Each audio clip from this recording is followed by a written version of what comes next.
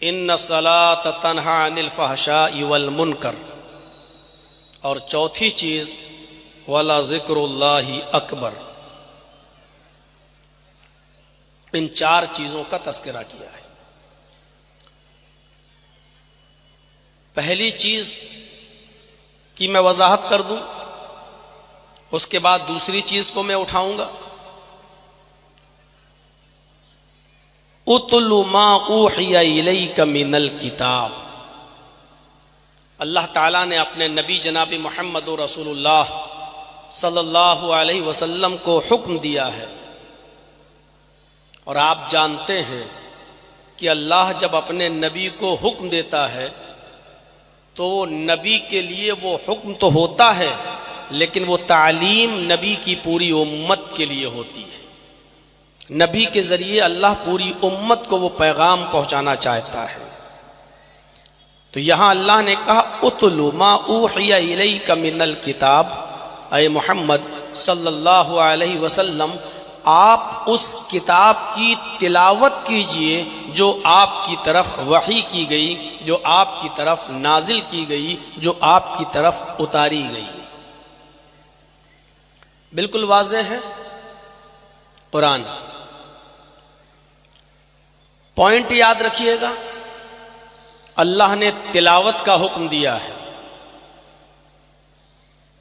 اللہ نے قرآن کو پڑھنے کے لیے نہیں کہا ہے۔ آج اس بات کو ہم سمجھیں گے کہ قرآن کا پڑھنا کیا ہوتا ہے اور قرآن کی تلاوت کیا ہوتی ہے۔ تو پہلی چیز کیا کہا اللہ رب العالمین نے فرمایا اتلو ما اوحی الیک من الکتاب، اے محمد صلی اللہ علیہ وسلم، اے میرے نبی، آپ اس کتاب کی تلاوت کیجئے جو آپ کی طرف وحی کی گئی، جو آپ کی طرف اتاری گئی، جو آپ کی طرف نازل کی گئی۔ وَأَقِمِ الصَّلَاةَ، دوسری چیز نماز قائم کیجئے۔ یہاں پر بھی ایک پوائنٹ یاد رکھیے گا، یہاں اللہ تبارک و تعالیٰ نے نماز پڑھنے کے لیے نہیں کہا ہے، یہاں پر بھی اللہ نے نماز قائم کرنے کے لیے کہا ہے۔ نماز کا پڑھنا ایک الگ چیز ہوتی ہے اور نماز کا قائم کرنا ایک الگ چیز ہوتی ہے۔ اللہ نے نماز پڑھنے کے لیے نہیں کہا، اللہ نے نماز قائم کرنے کے لیے کہا ہے۔ اور اس کے آگے اللہ رب العالمین نے اس کا فائدہ بتایا، بینیفٹ بتایا کہ نماز کا بینیفٹ کیا ہے، نماز کا لابھ کیا ہے، نماز کا فائدہ کیا ہے۔ ان الصلاۃ تنہی عن الفحشاء والمنکر، نماز انسان کو فحش اور منکر کاموں سے روک دیتی ہے۔ فحش کہتے ہیں کھلی ہوئی اوپن برائیوں کو جو سب کے سامنے کی جاتی ہیں، ایسے گناہ جو سب کے سامنے کیے جاتے ہیں، یہ فحشا ہے۔ ان الصلاۃ تنہی عن الفحشاء والمنکر، فحش کہتے ہیں اوپن، کھلے ہوئے، اور ایسے گناہ جو دھڑاکے کے ساتھ سب کے سامنے کیے جاتے ہیں اور ہم اور آپ جانتے ہیں کہ یہ گناہ ہے۔ اور منکر کہتے ہیں ایسے گناہوں کو جو سب کے سامنے نہیں بلکہ تنہائی میں کیے جاتے ہیں، چوری چوری کیے جاتے ہیں، چھپ کر کیے جاتے ہیں، کسی کے سامنے وہ گناہ نہیں کیے جاتے ہیں، لیکن گناہ ہوتے ہیں۔ ہم دوسروں سے نظریں بچانے کے لیے اور دوسروں سے بچنے کے لیے کہ دوسرا ہمارے اس گناہ کو، اس برائی کو نہ دیکھے، ہم دوسروں سے چھپ کر وہ غلط کام کرتے ہیں، اس برائی کو منکر کہا جاتا ہے۔ اللہ نے کہا نماز کا بینیفٹ، نماز کا فائدہ یہ ہے کہ ان الصلاۃ تنہی عن الفحشاء والمنکر، یہ نماز انسان کو بے شرمی، بے حیائی، کھلے ہوئے اوپن گناہوں سے بھی روکتی ہے، اور ان گناہوں سے بھی روکتی ہے جو گناہ چھپ کر کیے جاتے ہیں اور چپکے سے کیے جاتے ہیں، ان گناہوں سے بھی روک دیتی ہے۔ یہ تین چیزیں ہو گئیں، اور چوتھی چیز وَلَذِكْرُ اللَّهِ اکبر۔ اللہ کے ذکر کو معمولی مت سمجھنا، اللہ کا ذکر بہت بڑی چیز ہے۔ تم اپنے وقت کو ضائع مت جانے دینا، اپنے وقت کو برباد مت جانے دینا۔ اگر بہت لمبے لمبے ذکر و اذکار نہیں کر سکتے، بہت بڑی بڑی عبادتیں کرنے کا ٹائم نہیں ہے، تو آپ اٹھتے بیٹھتے چلتے پھرتے آپ چھوٹے چھوٹے ذکر و اذکار بھی اپنی زبان پر لا سکتے ہو، اور چھوٹے چھوٹے کلمات بھی پڑھ سکتے ہو، وہ پڑھتے رہو۔ سبحان اللہ، الحمدللہ، اللہ اکبر، لا الہ الا اللہ، لا حول ولا قوت الا باللہ، سبحان اللہ و بحمدہ، سبحان اللہ العظیم۔ یہ چھوٹے چھوٹے جو کلمات ہیں ان کو پڑھتے رہو اور اپنی زبان سے ادا کرتے رہو۔ ولا ذکر اللہ اکبر، اللہ کا ذکر بہت بڑی چیز ہے۔ اور یاد رکھنا، واللہ یعلم ما تصنعون، یہ مت سوچنا کہ ہم کچھ بھی کریں کون دیکھ رہا ہے، یہ مت تصور کرنا، ارے کسی کو کیا پتا ہم کیا کر رہے ہیں اور کیا نہیں کر رہے ہیں، یہ تصور تمہارے دماغ میں نہ آنے پائے۔ واللہ یعلم ما تصنعون، اللہ ان تمام کاموں کو جانتا ہے جو تم دنیا میں کرتے ہو، اس سے کوئی چیز چھپی ہوئی نہیں ہے۔ دنیا صبح فجر کے بعد سے لے کر آنکھ کھلتی ہے آپ کی، اور جب تک بستر پہ نہیں چلے جاتے ہو سونے کے لیے، پوری فلم آپ کی ریکارڈ ہو رہی ہے، پوری پکچر آپ کی بن رہی ہے، پوری ویڈیو ریکارڈنگ آپ کی ہو رہی ہے، اور کل قیامت کے دن آپ کے سامنے وہ نامہ اعمال رکھ دیا جائے گا۔ یہ کھولتے جاؤ گے، پڑھتے جاؤ گے، آپ کو برائیاں یاد نہیں ہوں گی، جب ان برائیوں پہ نظر پڑے گی تو یاد آ جائے گا، ہاں ہم نے دنیا میں یہ کام کیا تھا، اور پڑھتے جاؤ گے اور کہتے جاؤ گے کہ اے اللہ یہ تو نے مجھے کون سی کتاب دے دی، اے اللہ یہ تو نے مجھے میرے ہاتھ میں کون سا نامہ اعمال دے دیا، اے اللہ یہ تو نے مجھے کون سا کس خبر سے آگاہ کر دیا، کون سی کتاب تو نے مجھے دے دی، اس میں تو میرے چھوٹے سے چھوٹے گناہ بھی درج ہیں، چھوٹی سی چھوٹی برائی بھی درج ہے، جو ہمیں یاد نہیں وہ بھی درج ہے، اس میں تو کوئی چیز چھپائی نہیں گئی ہے، وہ ساری کی ساری چیزیں ہمارے سامنے پیش کر دی جائیں گی۔ ہماری پوری زندگی کی ریکارڈنگ ہو رہی ہے، آپ کے کاندھوں پر کرامن کاتبین جو برائیاں اور نیکیاں لکھ رہے ہیں، آپ کی پوری پکچر بنا رہے ہیں، آپ کی پوری ویڈیو ریکارڈنگ ہو رہی ہے۔ قیامت کے دن اللہ تمہاری زبانوں پر مہر لگا دے گا، منہ بند کر دے گا، تمہارے ہاتھ گواہی دیں گے ان گناہوں کی جو ان ہاتھوں سے کیے ہوں گے، تمہارے پیر گواہی دیں گے ان گناہوں کی جو تم نے اپنے پیروں سے چل کر کیے ہوں گے، تمہاری آنکھ گواہی دے گی ان گناہوں کی جو تم نے اس آنکھ سے دیکھا ہوگا، تمہارے کان گواہی دیں گے ان برائیوں کی جو تم نے اپنے ان کانوں سے سنا ہوگا، تمہارے جسم کا ایک ایک حصہ، باڈی کا ایک ایک پارٹ اللہ رب العالمین کے سامنے تمہاری اور ہماری پول کھول کے رکھ دے گا۔ تو ولا ذکر اللہ اکبر، اللہ کا ذکر بہت بڑی چیز ہے۔ واللہ یعلم ما تصنعون، وہ مندروں میں رکھی ہوئی کوئی مورتی تھوڑی ہے کہ جس کو تھپڑ مارو گر جائے اور وہ کچھ نہ کر سکے، جس کو جب چاہو تب نالی میں پھینک دو۔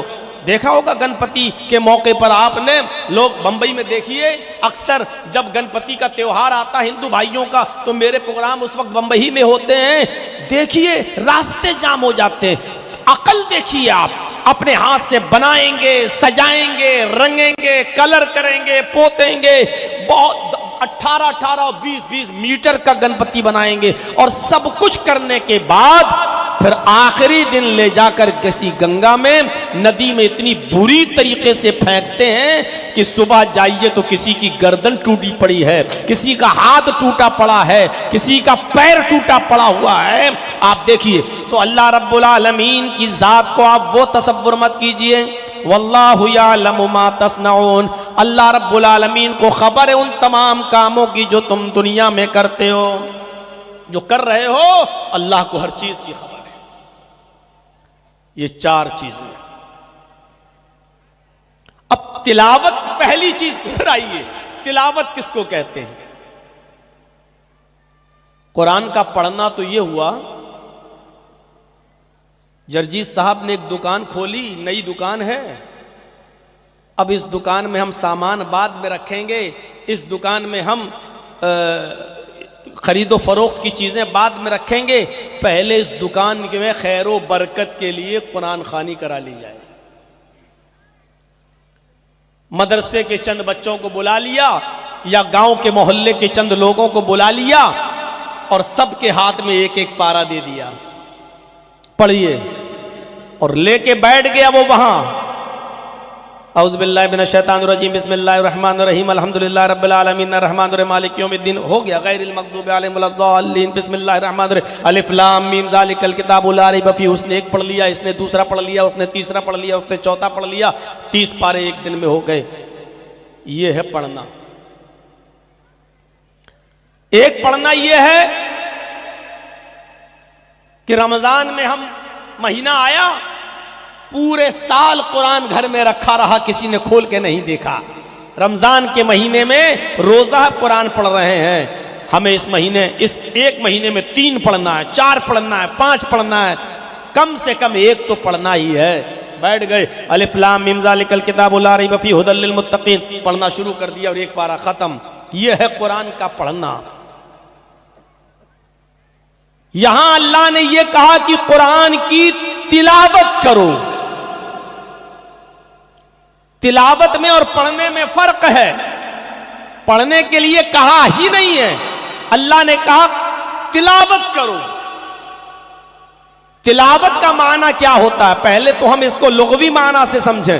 عربی زبان میں تلا یتلو کا جو باب نصرہ سے آتا ہے، اس کا معنی ہوتا ہے پیچھے پیچھے چلنا۔ تلا یتلو کا معنی ہوتا ہے پیچھے پیچھے چلنا۔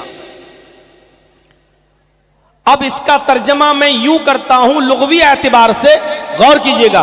اُتْلُ مَا أُوحِیَ إِلَيْکَ مِنَ الْکِتَابِ، اے محمد صلی اللہ علیہ وسلم آپ اس کتاب کے پیچھے پیچھے چلیے جو آپ کی طرف اتاری گئی ہے۔ یہ لغوی معنی ہو گیا۔ پہلے میں نے ترجمہ کیا تھا اس کتاب کی تلاوت کیجئے جو آپ کے اوپر اتاری گئی ہے۔ اب میں نے لغوی ترجمہ کیا، اے محمد صلی اللہ علیہ وسلم آپ اس کتاب کے پیچھے پیچھے چلیے جو آپ کی طرف نازل کی گئی، جو آپ کی طرف اتاری گئی۔ پیچھے پیچھے چلنے کا مطلب ہوتا ہے نقش قدم پر چلنا۔ ایک بیٹا وہی کام کرے جو اس کا باپ کرتا ہے تو لوگ کیا کہتے ہیں؟ یہ بیٹا اپنے باپ کے نقش قدم پہ چل رہا ہے۔ ایک طالب علم وہی کام کرے جو اس کا استاذ کرتا ہے تو کیا کہا جاتا ہے؟ یہ طالب علم وہی کام کر رہا ہے جو اس اپنے استاذ کے نقش قدم پہ چل رہا ہے۔ پیچھے پیچھے چلنا کا مطلب یہ ہوتا ہے قرآن نے جو کہا ہے پہلے پڑھو، سمجھو، پھر اس کے پیچھے پیچھے چلو، یعنی جو کہا ہے اس کو کرو اور جس کام سے روکا ہے اس سے رک جاؤ۔ یہ ہے تلاوت کا مطلب، یا یہ ہے پیچھے پیچھے چلنے کا مطلب۔ سنجیدگی سے غور کیجئے گا، ہم اور آپ قرآن کے کتنے پیچھے پیچھے چل رہے ہیں،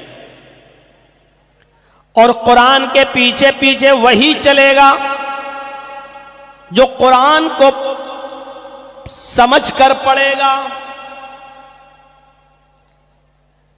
آئیے قرآن پڑھا ہم نے، پہلی آیت اٹھائیے، بسم اللہ کے بعد الحمدللہ رب العالمین۔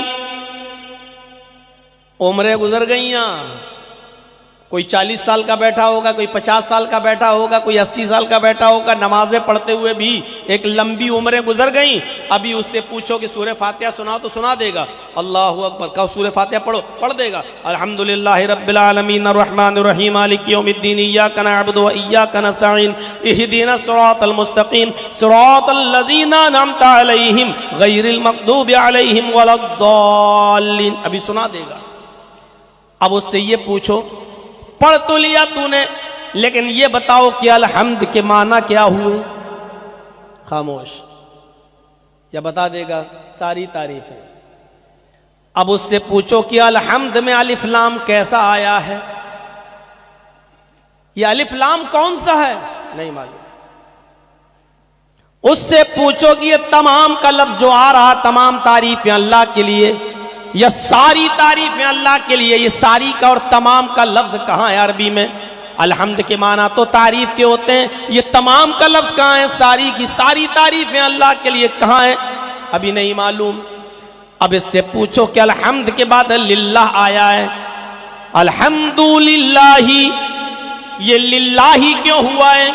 اس سے پوچھو کہ اللہ نے کبھی قرآن میں اللہ کہا، کبھی اللہ کہا، کبھی اللہ ہی کہا، ایسا کیوں ہے؟ کبھی کہا ان اللہ علی کل شیء قدیر، ان اللہ، یہاں ان اللہ کے اللہ کہا ہے. کبھی آپ آیت الکرسی پڑھیں گے تو اللہ ہے، اللہ لا الہ الا هو الحی القیوم. اس سے پوچھو کہ کبھی اللہ آ رہا، کبھی اللہ، اور کبھی اللہ ہی، للہ ما فی السماوات وما فی الارض، کبھی للہ، ایسا کیوں؟ نہیں معلوم.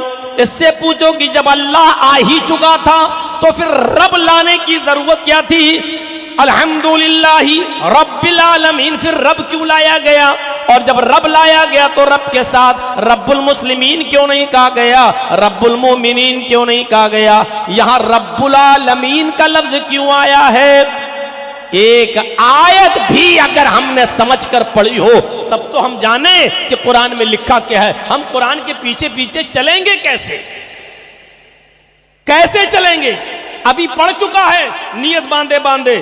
اعوذ باللہ من الشیطان الرجیم بسم اللہ الرحمن الرحیم. یہاں اس نے پڑھا ہے نماز میں اللہم باعد بینی و بین خطایا کے بعد، یا سبحانک اللہم و بحمدک و تبارک اسمو کے بعد اس نے پڑھا ہے اعوذ باللہ من الشیطان الرجیم بسم اللہ الرحمن الرحیم. دیکھیے یہاں الرحمن الرحیم پڑھ چکا ہے. اب اس سے پوچھو کہ جب تو پڑھ چکا تھا بسم اللہ الرحمن الرحیم پڑھ چکا ہے تو الحمدللہ رب العالمین کے بعد پھر الرحمن الرحیم کیوں پڑھ رہا ہے؟ یا الرحمن الرحیم کیوں آ رہا؟ کیا سمجھا؟ کیسے قرآن کے پیچھے پیچھے چلے گا آج کا انسان؟ میرے بھائیوں، جب اس کو ابھی ایک آیت کا بھی علم نہیں ہے، پوچھ لو رمضان سے. ہماری ماں بہنیں بیٹیاں بیٹھی ہوئی ہیں، پوچھو ان سے. 2 پڑھے ہم نے. اپنی سہیلیوں کو فون کر کے کہتی ہیں تو نے کتنے قرآن پڑھ لیے؟ ہم نے 2 پڑھ لیے. دوسری کہتی ہے ہم نے 3 پڑھ لیے. چوتھی کہتی بہت کام لگا تھا اس لیے ہم ایک ہی پڑھ پائے. ایسے پڑھنے سے کوئی فائدہ نہیں ہے. کیا فائدہ ہے ایسے جب تمہیں یہی نہیں معلوم کہ قرآن ہمیں کہاں جانے کا حکم دے رہا ہے اور کہاں جانے سے روک رہا ہے؟ تو ایسے قرآن کو پڑھنے سے میرے بھائیوں کیا فرق پڑتا ہے ہماری زندگی پر؟ ایک چٹیل میدان ہے، چکنا پہاڑ ہے، اس کے اوپر بارش آتی ہے، پانی گرتا ہے، اوپر گرا نیچے بہہ گیا. اس پہاڑ کو کوئی فائدہ نہیں ملتا. کیوں؟ وہ چکنا ہے. بارش اس کے اوپر آئی اور بہہ گئی. اور ایک زمین ہے آپ کی کچی زمین، اس پر بارش ہوئی، زمین نے پانی کو چوس لیا، جذب کر لیا. پھر اس پانی سے ہریالی پیدا ہوتی ہے، اس زمین سے ہری بھری سبزی پیدا ہوتی ہے، اور کچھ مہینوں کے بعد سبزی دوسروں کے گھروں میں کٹ کے پہنچ جاتی ہے. سب اس سے فائدہ، یعنی زمین بھی پانی سے فائدہ اٹھا رہی ہے، اور پھر پھل بھی اور سبزی بھی پیدا کر رہی ہے. پھر وہ سبزی دوسروں کو بھی کھانے کو مل رہی ہے. ایسا بنو کہ قرآن خود جذب کرو، قرآن پر خود عمل کرو، اور تمہارے علم سے قرآن کی آیتوں سے پھر دوسرے لوگ بھی فائدہ حاصل کریں، دوسرے لوگوں کو بھی فائدہ پہنچے. یہ ہے قرآن کو کی تلاوت کا مطلب. اُتْلُ مَا أُوحِیَ إِلَيْکَ مِنَ الْکِتَابِ، اس کتاب کے پیچھے پیچھے چلو جو آپ کی طرف اتاری گئی، جو آپ کی طرف نازل کی گئی. حضرت عائشہ صدیقہ سے کسی نے پوچھا کہ امی عائشہ، اللہ کے نبی کے اخلاق کیسے تھے؟ اللہ کے رسول کے اخلاق کیسے تھے؟ اخلاق، کریکٹر، سوبھاؤ، اللہ کے نبی کے اخلاق کیسے تھے؟ تو انہوں نے جواب یہ دیا، کیا تم قرآن نہیں پڑھتے؟ غور کیجیے، یہاں لفظ پڑھنا اچھا بھی لگ رہا ہے، ابھی بتاؤں گا میں. آئے امی عائشہ، اللہ کے نبی کا اخلاق کیا تھا، کیسا تھا؟ تو حضرت عائشہ کہتی ہے کیا تم قرآن نہیں پڑھتے؟ کہا کیوں نہیں پڑھتا ہوں. فرمایا قرآن کی جیتی جاگتی تصویر تھے، یعنی قرآن میں جو لکھا ہے اگر دیکھنا ہے کہ قرآن میں کیا لکھا ہے تو وہ محمد رسول اللہ کی زندگی کو دیکھ لے.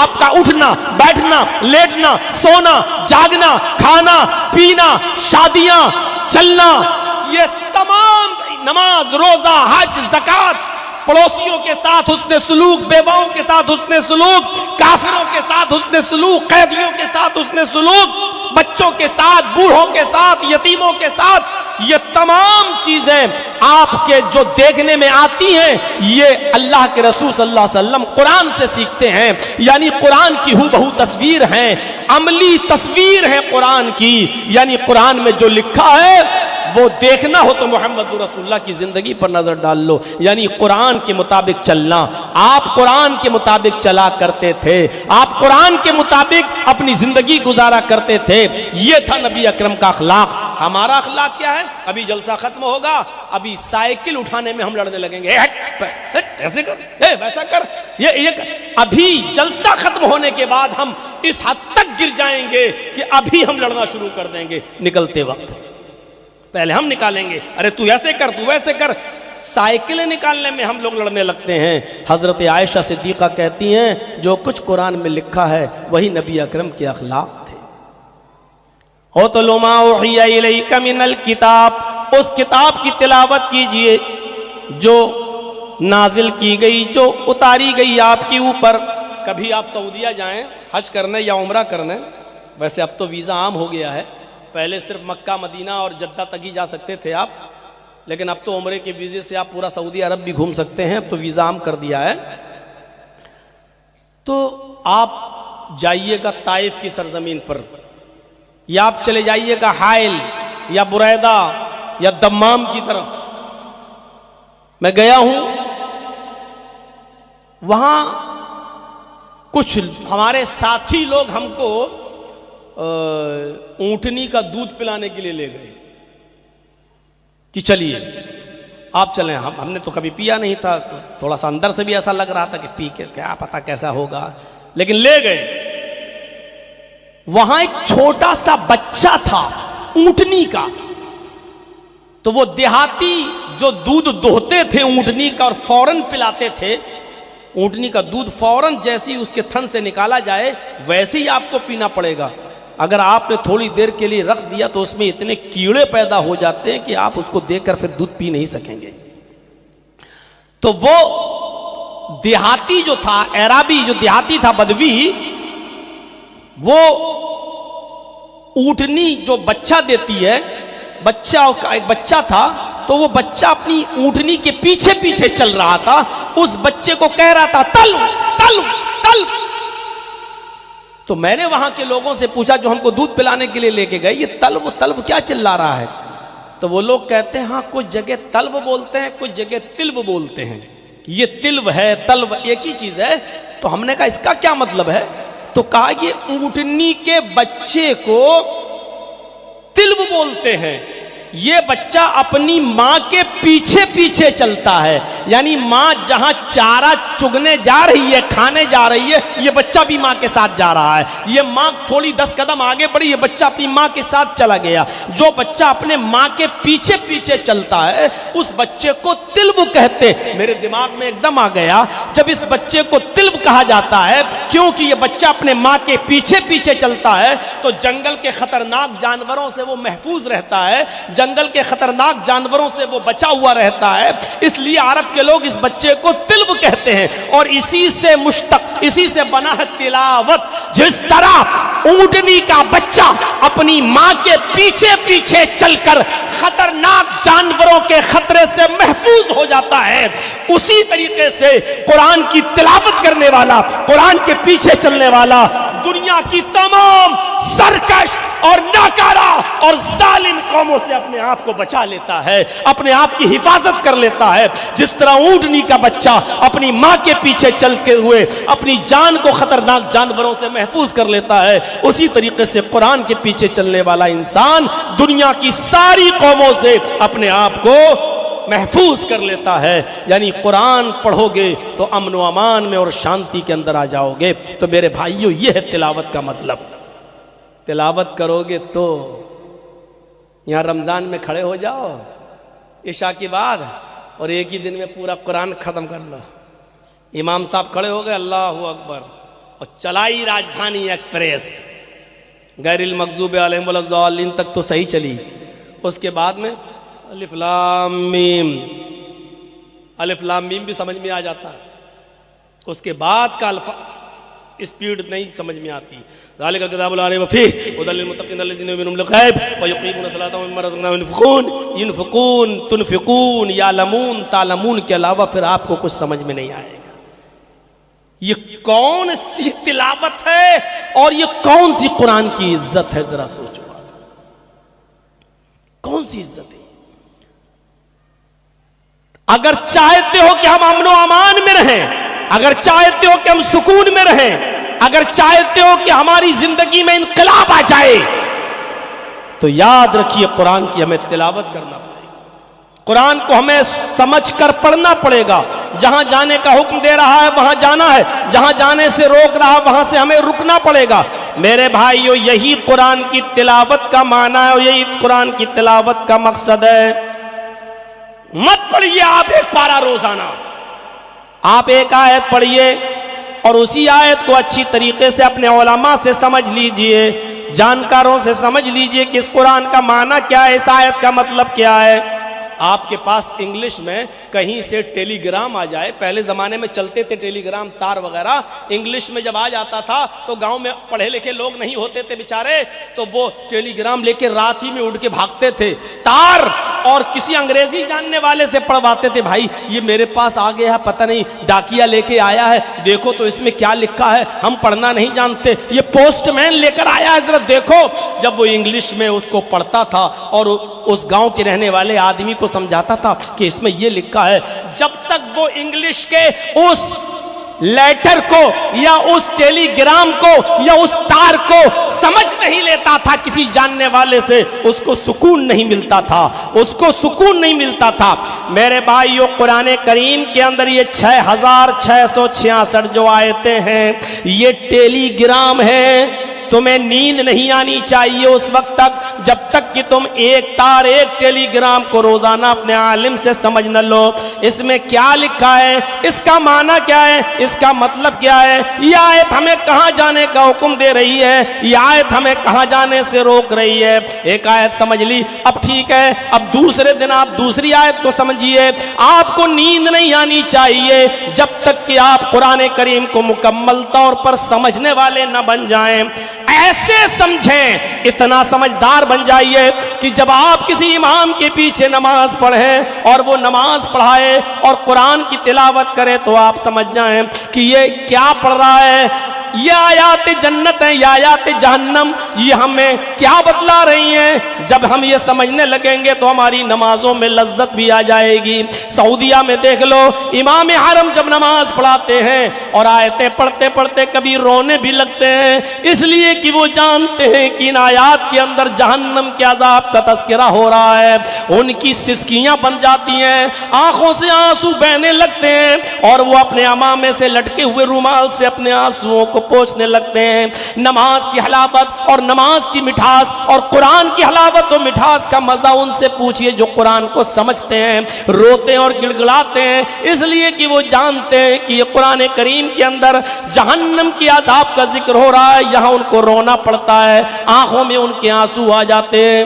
ہمارے پتہ ہی نہیں چلتا، جہنم کی آیات امام صاحب نے پڑھ دی، نہ امام رو رہا ہے نہ مقتدی رو رہے ہیں، اور ہم سمجھ رہے ہیں کہ ہم بہت بڑا تیر مار کے آ گئے ہیں، بہت بڑا کارنامہ انجام دے کر آ گئے ہیں. میرے بھائیوں، قرآن کو سمجھیے اور قرآن کو پڑھیے. قرآن جس کی حفاظت کی ذمہ داری اللہ تبارک و تعالی نے لی ہے. یہ جو بچے پڑھ رہے ہیں آپ کے شیر شاہی میں لڑکیوں کا الگ لڑکیوں کا الگ، جانتے ہو اللہ کے نبی صلی اللہ علیہ وسلم نے کیا فرمایا؟ خیرکم من تعلم القرآن وعلمہ. خیرکم کا مطلب اسی کو سمجھ لو، سب کچھ بھول جاؤ. خیرکم، آئے پوری دنیا کے مسلمانوں سنو، اس میں سب شامل ہیں.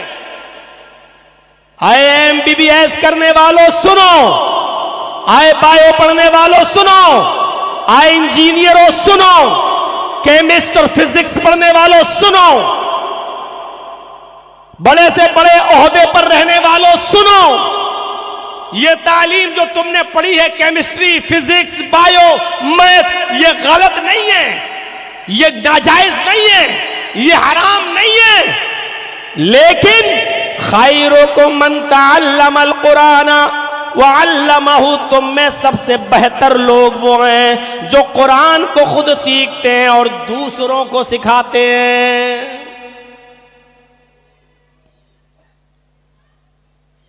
ایک عیسائی نے جو بہت بڑا سائنٹسٹ تھا،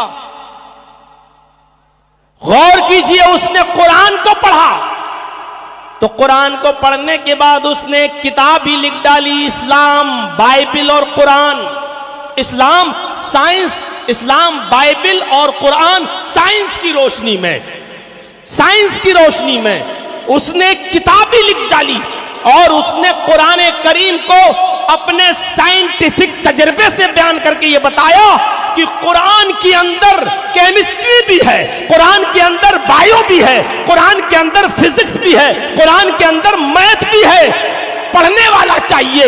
چونکہ وہ ایک سائنٹسٹ تھا، اس نے قرآن کریم کے آیتوں سے سائنس کھوج کے نکالی اور اس نے پوری ایک کتاب لکھ ڈالی اتنی موٹی، اور اس کا نام رکھا اسلام، قرآن، بائبل سائنس کی روشنی میں۔ ذرا آپ غور کریں میرے بھائیوں، اس نے قرآن کو سائنس کی روشنی سے ثابت کر کے رکھ دیا۔ اندازہ لگا سکتے ہیں آپ، اذا زلزلت الارض زلزالہا، جب زمین کے اندر زلزلہ آئے گا، بھوکمپ آئے گا، کیسے آئے گا؟ اس نے قرآن سے ثابت کر دیا کہ ایک دن آئے گا، قرآن جھوٹا نہیں ہے۔ اس نے بتایا کہ زمین کے اندر ایک لاوا سلگ رہا ہے، اور زمین، سورج کی روشنی جتنی کم ہوتی جا رہی ہے، زمین اتنا اوپر کی طرف بڑھتی جا رہی ہے۔ اس نے کہا کہ ایک دن یہ سورج ہماری زمین سے 1 میل کے فاصلے پر ہوگا۔ کیسے ہوگا؟ اذا الشمس کورت، جب سورج کو لپیٹ دیا جائے گا۔ ارے سورج کو لپیٹنے کا مطلب کیا ہے؟ سورج لپیٹا جائے گا؟ نہیں، سورج کی روشنی ختم ہوتی چلی جائے گی۔ جیسے جیسے سورج کی روشنی کم ہوتی جائے گی، زمین اپنے پرانیوں کو، اپنی مخلوق کو زندہ رکھنے کے لیے جتنی سورج کی گرمی کی ضرورت پڑے گی اتنی اوپر اڑتی چلی جائے گی۔ سورج کی گرمی جیسے جیسے کم ہوتی جائے گی، زمین آٹومیٹک اوپر کی طرف اٹھتی چلی جائے گی، اور ایک دن آئے گا کہ زمین و سورج کے بیچ میں صرف 1 میل کا فاصلہ رہ جائے گا، 1.5 کلومیٹر کا فاصلہ رہ جائے گا۔ تکون الشمس یوم القیامت کمقدار میل۔ اس نے قرآن کی آیت سے ثابت کیا کہ ایک دن سورج کی روشنی ختم ہوگی اور زمین اور سورج کے درمیان 1 میل کا فاصلہ ہوگا۔ قرآن کے اندر سائنس ہے۔ زمین میں لاوا پھیل جائے گا، اور زمین کا وہ لاوا پھٹے گا جس سے زمین ڈگمڈول ہو جائے گی، زمین ہلے گی، اور جب زمین میں بھوکمپ آئے گا تو زمین اپنے خزانے کو نکال کر باہر پھینک دے گی۔ زمین میں جو کچھ بھی خزانہ ہے وہ باہر نکال دے گی، سونا، چاندی، ہیرے، جواہرات سب باہر پڑے ہوں گے۔ قرآن کہتا وَأَخْرَجَتِ الْأَرْضُ أَثْقَالَهَا، زمین اپنے اندر کے سامان کو، اپنے اندر کے ذخیرے کو باہر نکال دے گی۔ وَقَالَ الْإِنسَانُ مَا لَهَا، اس دن انسان کہے گا کہ زمین کو کیا ہو گیا ہے، انسان کہے گا کہ زمین کو کیا ہو گیا ہے۔ بِأَنَّ رَبَّكَ أَوْحَىٰ لَهَا، زمین کو کچھ نہیں ہوا، تیرے رب کا حکم ہے، وہ تو وہی کر رہی ہے جو اس کے رب کا حکم ہے۔ يَوْمَئِذٍ يَصْدُرُ النَّاسُ أَشْتَاتًا لِيُرَوْا أَعْمَالَهُمْ، انسانوں کے نام اعمال کھول دیے جائیں گے۔ اس دن وہ دیکھ لے گا کہ ہم نے ذرہ برابر نیکی کی ہوگی تو اس کو بھی، اور ذرہ برابر برائی کی ہوگی اس کو بھی۔ یومئذ یصدر الناس اشتاتا لیروا اعمالهم، وہ اپنے اعمال کو دیکھ لے گا اس سے پہلے اللہ نے کہا یومئذ تحدث اخبارہا، زمین اپنے اندر بیتے ہوئے لوگوں کے حالات بیان کرے گی، گزرے ہوئے لوگوں کے حالات بیان کرے گی۔ زمین بولے گی اللہ میری چھاتی پر کھڑے ہو کر اس نے شراب کا اڈا کھلوایا تھا، اللہ میری چھاتی پہ کھڑے ہو کر اس نے کیرم بورڈ کا اڈا کھلوایا تھا، اللہ میری چھاتی پہ کھڑے ہو کر اس نے فلم ہال کا اڈا کھلوایا تھا، اللہ میری چھاتی پہ کھڑے ہو کر اس نے مسجد بنائی تھی، اللہ میرے سینے پر بلڈوزر چلا کر اور کھود کھاد کر اس نے مدرسے کو تعمیر کیا تھا۔ وہ انسانوں کے اچھے برے حالات بیان کرے گی۔ پہلے زمانے میں سمجھا نہیں جاتا تھا۔ وہ سائنٹسٹ لکھتا ہے اپنی کتاب کے اندر، اسلام بائبل اور قرآن سائنس کی روشنی میں، اس کتاب کے اندر وہ آدمی لکھتا ہے کہ زمین کا بولنا یہ محال لگتا ہے، لیکن زمین بے جان ہے، وہ کیسے بولے گی؟ اس نے کہا ریڈیو بے جان ہے، کیسے بولتا ہے؟ ٹیلی ویژن بے جان ہے، کیسے بولتا ہے؟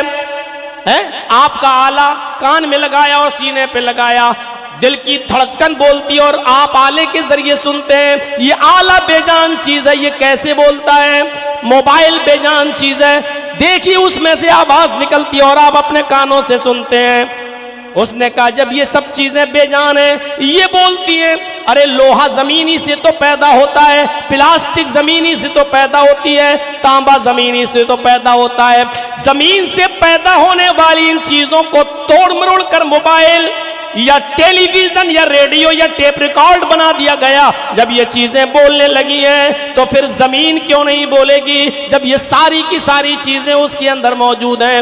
اس لیے زمین بھی انسانوں کی گواہی دے گی، اے اللہ یہ وہ ہے جس نے میری چھاتی پہ کھڑے ہو کر فلاں کا قتل کیا تھا، فلاں کا مرڈر کیا تھا، فلاں کو مار دیا تھا، فلاں کی جان لے لی تھی، اس کی بیوی کو بیوہ کر دیا تھا، اس کے بچوں کو یتیم کر دیا تھا۔ موزم پور والے ہیں تو نہیں ہوں تو سنیں، لکھی پور والے بھی سنیں، شیر شاہی والے بھی سنیں، بنگال والے بھی سنیں، اور ہر اس بستی کے لوگ سنیں جن کے نزدیک خون کرنا، مرڈر کرنا اور قتل کر دینا پانی کی طرح ہے، گاجر اور مولی کی طرح وہ آسان سمجھتے ہیں، وہ سب سنیں۔ میرے بھائیوں، دھرتی کے اوپر اگر کسی نے کسی ایک انسان کو قتل کر دیا ہے، ناجائز طور پر اگر اس کو مارا ہے، تو قیامت کے دن یہ شخص اس آدمی کو ڈھونڈے گا اور تلاش کر کے اس کو پکڑ کے لائے گا، یجیء براسیہ، اس کے سر کے بال پکڑ کر کھینچ کر لائے گا اور اس کو اللہ کے سامنے لا کر کھڑا کر دے گا، کہے گا اللہ یہ تو کیا کر رہا ہے، کس کو لایا؟ حالانکہ وہ خوب جانتا ہے، کہے گا اللہ یہ وہی شخص ہے جس نے، یہ وہی آدمی ہے جس نے مجھے قتل کیا تھا، جس نے مجھے مارا تھا، جس نے میری بیوی کو بیوہ اور میرے بچوں کو یتیم کیا تھا،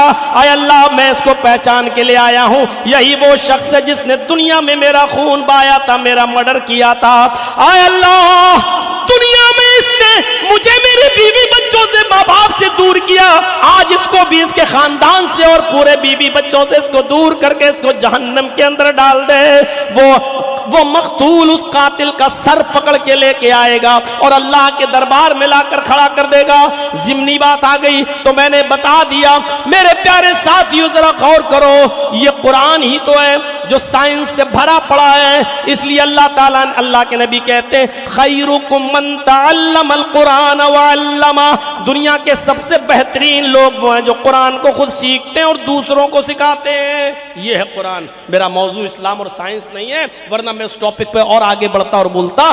میرے بھائیوں، قرآن کے اندر سارے علوم موجود ہیں۔ آج ضرورت تو سارے علوم کی ہے، میں یہ نہیں کہہ رہا ہوں کہ صرف مدرسے میں پڑھیے اور یہاں سے نکل کر کسی مسجد میں 5,000 اور 6,000 روپے میں امامت کیجئے، نہیں، مدرسے میں آپ دین حاصل کریے، لیکن آپ سائنس بھی پڑھیے، ٹیکنالوجی بھی آپ کو آنا چاہیے، آپ کو انجینئر بھی بنیے۔ اب تو اللہ کا شکر ہے مدرسوں کا معیار بہت بلند ہو چکا ہے، اب تو مدرسوں سے پڑھنے کے بعد لوگ علی گڑھ جا سکتے ہیں، جامعہ ملیہ جا سکتے ہیں، JNU جا سکتے ہیں، MBBS بھی کر سکتے ہیں، BUMS بھی کر سکتے ہیں، انجینئر بھی بن سکتے ہیں۔ تو دین کی تعلیم حاصل کرو اور دنیا کمانے کے لیے، دنیا کے حصول کے لیے آپ میڈیکل لائن میں آگے بڑھیں، ایڈوکیٹ بنے، جج بنے، IAS بنے، IPS بنے. آج ضرورت ہے آپ کو اور فیلڈ میں آگے نکلنے کی. لیکن میرے بھائیوں، اللہ کی قدرت کو نہ بھولیں اور اللہ کی نعمتوں کو نہ بھولیں. دوسری تعلیمات سے انسان اتنا غافل ہو جاتا ہے کہ بڑے بڑے میں نے انجینئروں کو دیکھا ہے، بڑے بڑے میں نے فلاسفر کو دیکھا ہے کہ اسکول کی اور کالج کی پڑھائی پڑھنے کے بعد بھی ان کو پیشاب کرنے کی تمیز نہیں آئی ہے.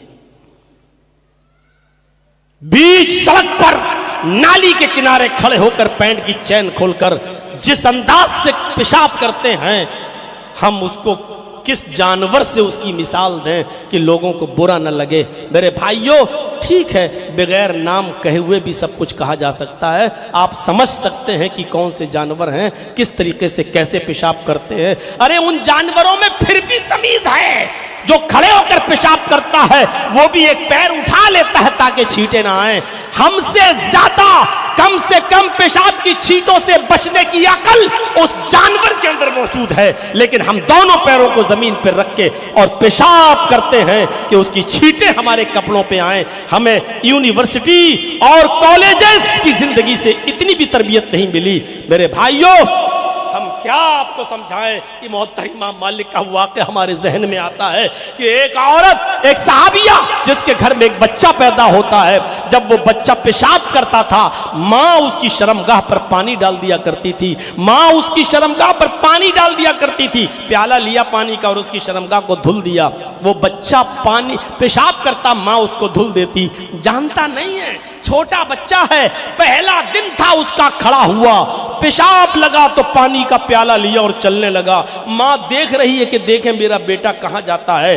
ماں دیکھ رہی ہے اور بچہ پانی کا پیالہ لے کر استنجا کرنے جا رہا ہے، پیشاب کرنے. وہ بیٹھ جاتا ہے نالی کے کنارے گھر کے باہر اور پیشاب کرتا ہے. ماں پیچھے سے دیکھ رہی ہے کہ دیکھیں میرا بیٹا کیا کرتا ہے. آج پہلا دن ہے، بچے نے پیشاب کیا. اس کو نہیں معلوم کہ شرمگاہ کس ہاتھ سے پکڑنا چاہیے، کس ہاتھ سے پانی ڈالنا چاہیے، کتنی بار شرمگاہ کو دبانا چاہیے. اس کو کچھ نہیں معلوم. بس اس نے اپنی ماں کو دیکھا تھا پانی ڈالتے ہوئے، اس نے پیشاب کیا اور پانی اپنی شرمگاہ پہ ڈال لیا. اتنا ڈالنا تھا. پیچھے سے ماں چیخ کر کہتی ہے فزت برب الکعبہ، کعبے کی رب کی قسم میں کامیاب ہو گئی، اللہ کی قسم میں کامیاب ہو گئی. میں اپنے بچے کو جو سکھانا چاہتی تھی میرے بچے نے وہ سیکھ لیا. میں اپنے بچے کو جو تربیت دینا چاہتی تھی میں نے اپنے بچے کو وہ تربیت دے دی. اب میں مر بھی جاؤں تو پرواہ نہیں، کیونکہ میرا بچہ اب زندگی بھر کھڑے ہو کر پیشاب نہیں کرے گا.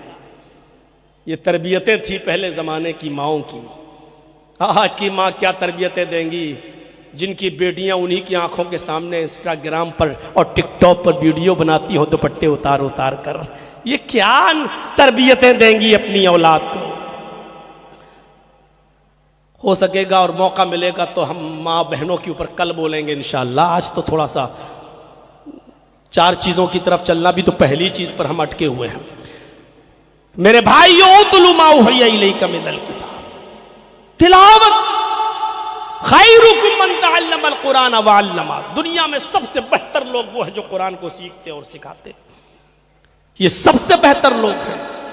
عبداللہ ابن عباس چھوٹے سے تھے، چھوٹے سے. حضرت عمر جب مجلس شورا بلایا کرتے تھے اور بڑے بڑے صحابہ کو جب بلاتے تھے تو یہ بچہ بھی آتا تھا حضرت عبداللہ ابن عباس. تو لوگوں نے کہا اے امیر المومنین ان کو کیوں بلاتے ہو؟ یہ بچہ یہ کیوں آتا ہے؟ یہ چھوٹا سا بچہ. تو کیا جواب دیا حضرت عمر نے؟ یہ بچہ آئے گا، اگرچہ عمر میں تم سے چھوٹا ہے لیکن یاد رکھو قرآن کا علم اس کو سب سے زیادہ ہے. ہم نے اللہ کے نبی کو یہ دعا کرتے ہوئے سنا ہے کہ اللہ کے نبی نے کہا تھا کہ اے اللہ، قرآن تو نے نازل تو میرے اوپر کیا ہے لیکن قرآن کی فقہ، قرآن کی سمجھ تو عطا فرما عبداللہ کو. عبداللہ آئیں گے اس لیے کہ یہ قرآن کا علم سب سے زیادہ رکھتے ہیں. قرآن کریم کے علم کو سب سے زیادہ رکھنے کی وجہ سے میرے پیارے ساتھیو حضرت عمر فاروق ان کو اپنی مجلس شورا میں، اپنی میٹنگ میں بلایا کرتے تھے.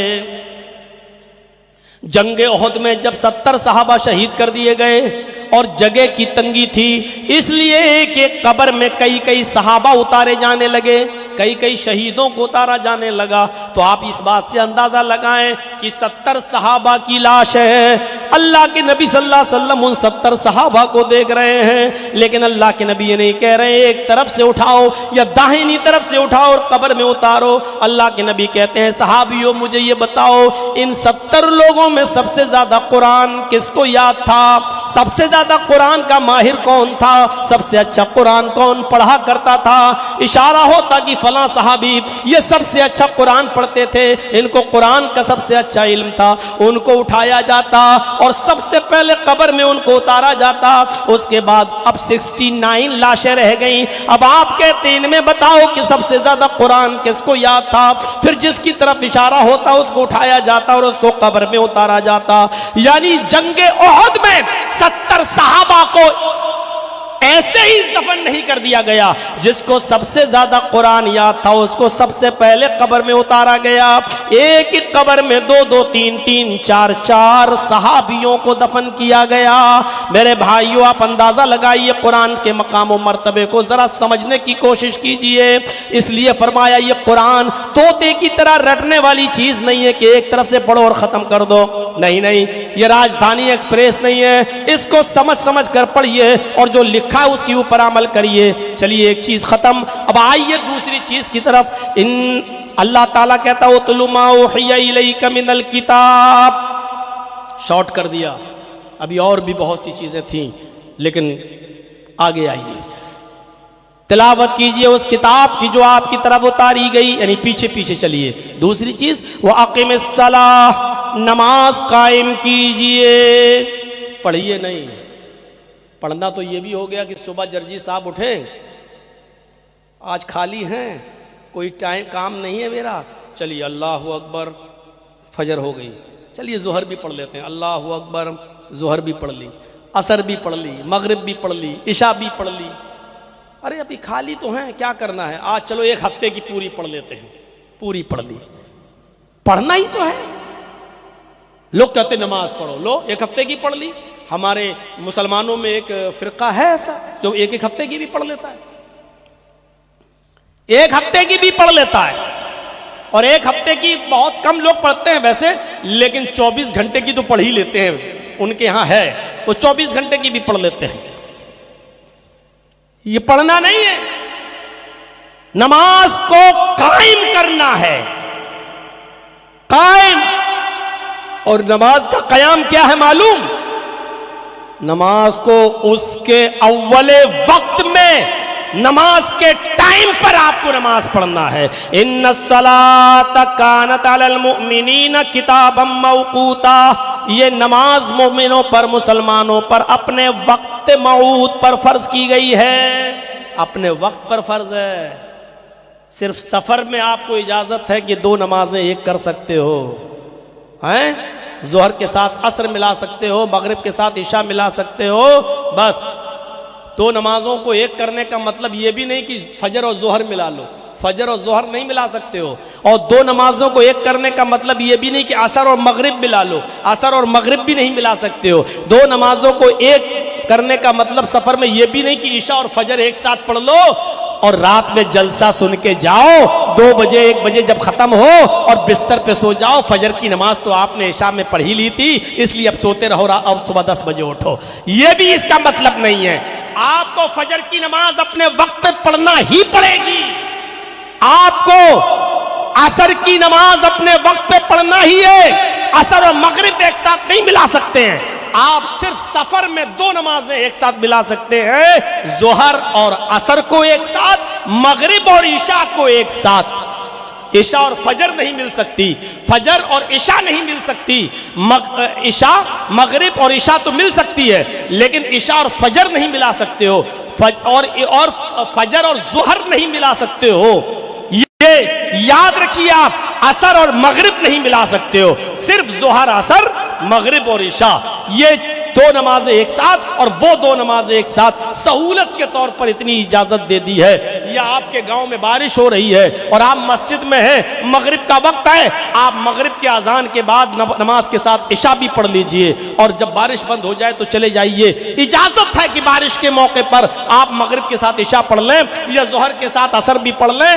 بارش کے دنوں میں اتنی اجازت دی ہے شریعت نے. تو میرے بھائیوں, اسلام میں سہولت ہے, لیکن بقیہ نمازیں آپ کو اپنے وقت پہ پڑھنا پڑیں گی. مسافر نہیں ہے اور بارش نہیں ہے, کوئی عذر نہیں ہے, تو آپ کو یہ نمازیں اپنے وقت پر پڑھنا پڑیں گی. ان الصلاۃ کانت علی المؤمنین کتابا موقوتا, یہ نماز اپنے وقت کے اوپر ہمیں اور آپ کو پڑھنا ہے. حضرت انس کا واقعہ آیا ہے, امام احمد اپنی مسند میں نقل کرتے ہیں, بڑا پیارا واقعہ ہے. اس واقعے کو سن لیجئے تو ہم اور آپ ذرا سوچنے پر مجبور ہو جائیں گے. حضرت انس نے ایک لمبی عمر پائی. حضرت انس ابن مالک نے ایک لمبی عمر پائی, اور اتنی عمر پائی انہوں نے کہ یہ حضرت عمر ابن عبدالعزیز کے وقت بھی موجود تھے.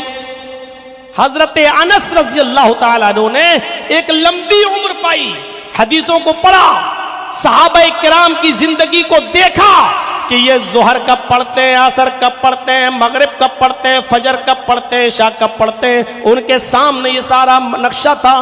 لیکن جب عمر ابن عبدالعزیز کو خلیفہ بنایا گیا اور جب وہ لوگوں کو نماز پڑھانے لگے تو حضرت انس بھی ان کے پیچھے نماز پڑھنے لگے. لیکن کبھی کبھی ایسا ہوتا تھا کہ حضرت انس مسجد میں پہلے پہنچ جایا کرتے تھے, اور حضرت انس جب مسجد میں پہلے پہنچ جایا کرتے تھے تو اپنی نماز پڑھ کر نکل جاتے تھے اور چلے جایا کرتے تھے. حضرت عمر ابن عبدالعزیز بعد میں آتے تھے اور لوگوں کو نماز پڑھاتے تھے. نہیں معلوم کہ کس نے پڑھی کس نے نہیں پڑھی. کچھ لوگوں نے شکایت کی, امیر المومنین اے عمر ابن عبدالعزیز, انس کا معاملہ تو بڑھتا جا رہا ہے. کہا کیا معاملہ ہے؟ کہا انس کبھی تو آپ کے پیچھے نماز پڑھ لیتے ہیں اور کبھی آپ سے پہلے نماز پڑھ کے چلے جاتے ہیں. عجیب معاملہ ہے. ایسا بھی نہیں کہ وہ ہمیشہ پہلے پڑھتے ہوں, کبھی پہلے پڑھ لیتے ہیں اور کبھی وہ آپ کے ساتھ جماعت کے ساتھ نماز پڑھتے ہیں. میری سمجھ میں نہیں آ رہا, جب آپ امیر المومنین ہیں تو آپ کے پیچھے نماز کیوں نہیں پڑھتے, پہلے پڑھ کے کیوں نکل جاتے ہیں؟ یہ ایک نیا فتنہ کھڑا کرنا چاہتے ہیں انس. حضرت عمر ابن عبدالعزیز نے کہا میں نے تمہاری بات سن لی, ٹھیک ہے, اب ان سے بھی پوچھ لیتا ہوں, دیکھیں کیا مجبوری ہے. یعنی ایک طرفہ بات نہیں سننی چاہیے. ایک صاحب مولانا جرجیس نے آپ کے بارے میں یہ کہا, اچھا وہ ہوتا کون کہنے والا, آستینیں سمیٹ لیں. ایک طرفہ بات نہیں سننی چاہیے, جب تک دونوں طرف سے باتیں نہ سن لو ڈیسائیڈ نہیں کرنا چاہیے. میرے بھائیوں, حضرت عمر ابن عبدالعزیز نے کہا ٹھیک ہے شکایت والو, میں نے تمہاری شکایت سن لی, اب ان کو بھی بلاتا ہوں, دیکھیں وہ کیا کہتے ہیں, ان کی بھی کیا صفائی ہے. بلایا گیا, حضرت انس کو مسجد میں بلایا جاتا ہے. عصر کی نماز کے بعد عمر ابن عبدالعزیز نے سوال کیا, اے انس مجھے شکایت ملی ہے کہ تم اس مسجد میں نماز پڑھنے تو آتے ہو, لیکن کبھی کبھی تو تم میرے پیچھے نماز پڑھتے ہو اور کبھی کبھی تم مجھ سے پہلے بھی نماز پڑھ کے نکل جاتے ہو. آخر اس کی وجہ کیا ہے؟ تم میرے پیچھے نماز نہیں پڑھتے ہو اور پہلے پڑھ کے نکل جاتے ہو, لیکن یہ بھی سچ ہے کہ تم میرے پیچھے بھی نماز پڑھتے ہو, کبھی کبھی تم میرے پیچھے پڑھتے ہو اور کبھی کبھی تم پہلے پڑھ کے نکل جاتے ہو. حضرت انس جواب دیتے امیر المومنین, اے عمر ابن عبدالعزیز, اے خلیفہ صاحب, بالکل صحیح سنا ہے آپ نے, میں جھوٹ نہیں بول سکتا ہوں. میں نے کبھی آپ کے پیچھے بھی نماز پڑھ لیتا ہوں اور کبھی پہلے آ کر نماز پڑھ کر چلا جاتا ہوں. آپ کا انتظار نہیں کرتا, جماعت کا انتظار نہیں کرتا. آپ نے جو کچھ بھی سنا ہے بالکل صحیح سنا ہے. آپ کے شکایت کرنے والے میری آپ کے سامنے جو شکایت کیے ہیں وہ بالکل صحیح شکایت کیے ہیں. عمر ابن عبدالعزیز نے کہا کیوں یہ فتنہ پھیلا رہے ہو؟ اگر تم آج اکیلے نماز پڑھو گے تو کل دوسرا بھی تمہیں دیکھ کر اکیلے نماز پڑھے گا, پھر پرسوں کوئی تیسرا بھی پڑھے گا, پھر ذاتی طور پر کل میرا کوئی دشمن ہوگا یا میرا کوئی ورودی ہوگا, وہ میرے پیچھے نماز پڑھنے سے منع کر دے گا, ایک نیا فتنہ کھڑا ہو جائے گا. پھر تم کیسے میرے پیچھے نماز پڑھتے ہو اور کبھی مجھ سے پہلے پڑھ کے نکل جاتے ہو؟ ایک نیا فرقہ، ایک نیا فتنہ کھڑا کیوں کر رہے ہو تم؟ جواب دو۔ یہاں جو جواب دیا حضرت انس نے، سنو شیر شاہی والوں، سنو اطراف کے لوگوں، سنو آس پاس کے لوگوں، سنو، اور یوٹیوب کے ذریعے کل انشاءاللہ پوری دنیا میں یہ آواز پہنچ جائے گی۔ میرے بھائیوں یاد رکھو، اس موقع پر حضرت انس نے جو جواب دیا وہ جواب یہ تھا، اے خلیفۃ المومنین، اے خلیفۃ المسلمین، اے امیر المومنین، میں نے کوئی فتنہ کھڑا نہیں کیا، میں نے کسی کو نہیں کہا کہ تم بھی ایسا کرو، میں نے کسی دوسرے آدمی کو ابھارا بھی نہیں ہے۔ فرمایا ٹھیک ہے نہیں ابھارا، لیکن تمہیں دیکھ کر دوسرا تو ایسا کر سکتا ہے۔ فرمایا اگر کر سکتا ہے تو اس میں کیا کروں؟ فرمایا تم پہلے جواب دو کہ تم کبھی کبھی اکیلے پڑھ کے پہلے کیوں نکل جاتے ہو؟ عمر ابن عبدالعزیز کو حضرت انس جواب دیتے ہیں، امام احمد اپنی مسند میں نقل کرتے ہیں، حضرت انس کہتے ہیں، اے امیر المومنین، میری آنکھیں جناب محمد رسول اللہ کے نماز کے اوقات کو پہچانتی ہیں، میری آنکھوں نے محمد رسول اللہ کے نماز کے ٹائم کو دیکھا ہے، میری آنکھوں نے محمد رسول اللہ کا نماز کا وقت دیکھا ہے، میری آنکھیں جانتی ہیں کہ محمد رسول اللہ فجر کب پڑھتے تھے، ظہر کب پڑھتے تھے، عصر کب پڑھتے تھے، مغرب کب پڑھتے تھے، عشاء کب پڑھتے تھے، میری آنکھیں محمد رسول اللہ کی نماز کے اوقات کو پہچانتی ہیں، نماز کے ٹائم ٹیبل کو اچھی طریقے سے جانتی ہیں، اگرچہ گھڑیوں کا زمانہ نہیں تھا لیکن میری آنکھیں ٹائم ٹیبل کو اچھی طریقے سے پہچانتی ہیں۔ جب آپ فجر کی نماز محمد رسول اللہ صلی اللہ علیہ وسلم کے ٹائم کے مطابق پڑھاتے ہیں، اول وقت پہ پڑھاتے ہیں تو میں آپ کے پیچھے پڑھ لیتا ہوں، اور جب دیکھتے ہیں کہ آپ اول وقت پہ نہیں آئے تو میں آپ سے پہلے اول وقت پہ نماز پڑھ کے نکل جاتا ہوں۔ یہی حال میرا ظہر کا ہے، جب آپ کو دیکھتا ہوں کہ آپ اول وقت پہ نہیں آئے تو میں اول وقت پہ ظہر پڑھ کے نکل جاتا ہوں، میں عصر کی نماز پڑھنے آتا ہوں، آپ اول وقت پہ پڑھاتے ہیں تو میں آپ کے پیچھے پڑھ لیتا ہوں، اور جب آپ لیٹ ہو جاتے ہیں تو میں اکیلے عصر پڑھ کے نکل جاتا ہوں۔ یہی حال عشاء کا بھی ہے، یہی حال مغرب کا بھی ہے۔ امیر المومنین، میری آنکھیں محمد رسول اللہ کے نماز کے ٹائم ٹیبل کو پہچانتی ہے، اور میں نہیں چاہتا کہ نبی اکرم کا ٹائم ٹیبل مجھ سے مس ہو اور اس کو میں چھوڑوں، اس لیے میں نبی کے ٹائم کو نکال نہیں سکتا، بھلے ہی آپ کا ٹائم نکل جائے، اس لیے کہ میں ایمان جناب محمد رسول اللہ صلی اللہ علیہ وسلم کے اوپر لایا۔ امیر المومنین، آپ ہر نماز اول وقت پہ پڑھانا شروع کر دیجئے، میں آپ کے پیچھے ایک بھی نماز ترک نہیں کروں گا، اور ساری نمازیں میں آپ کے پیچھے پڑھوں گا۔ اس سے پتہ چلتا ہے میرے بھائیوں کہ اول وقت نماز پڑھنے کی اہمیت کیا ہے۔ دکان پہ ہم بیٹھے ہیں، اذان کی آواز آ رہی ہے، رک جائیے، کسٹمر کو نپٹا دیں، جب تک 5 کسٹمر نبٹتے ہیں اب ہم فری ہو رہے ہیں، اب ہم جا رہے ہیں دکان چھوڑ کر اب مسجد میں نماز پڑھنے کے لیے۔ وضو بنایا، جب مسجد کے اندر داخل ہوئے تو پتہ چلا کہ سنتیں پڑھی جا رہی ہیں، جماعت ہو چکی ہے۔ یہی حال ہمارا ہے۔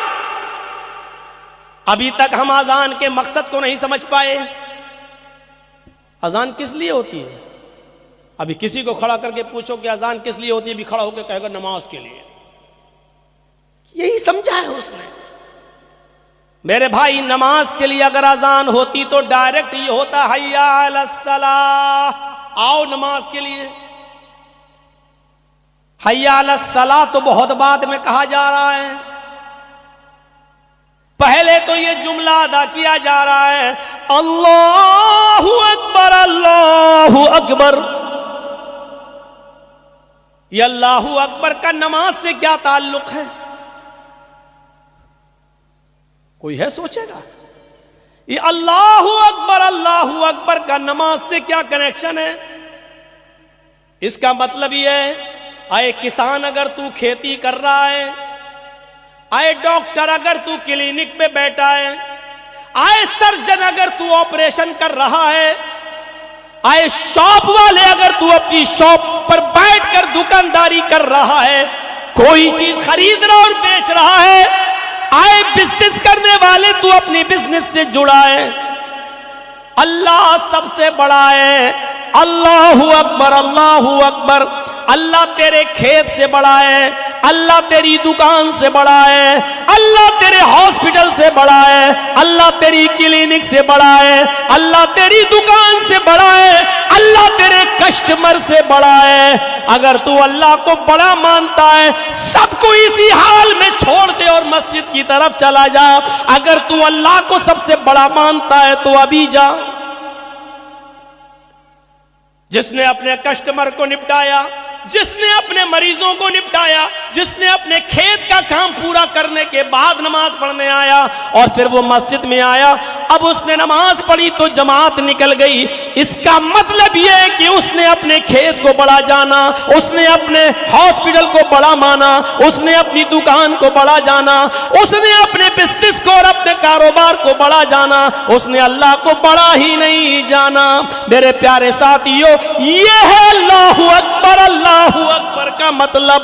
اب غور کرو، کل سے اللہ کو بڑا ماننا ہے، سب کچھ اسی حال میں چھوڑنا ہے اور سیدھے مسجد کی طرف جانا ہے۔ ہاں، صرف دو چیزیں چھوڑی دو چیزوں کا خیال رکھا جا سکتا ہے، اور وہ بھی کیا؟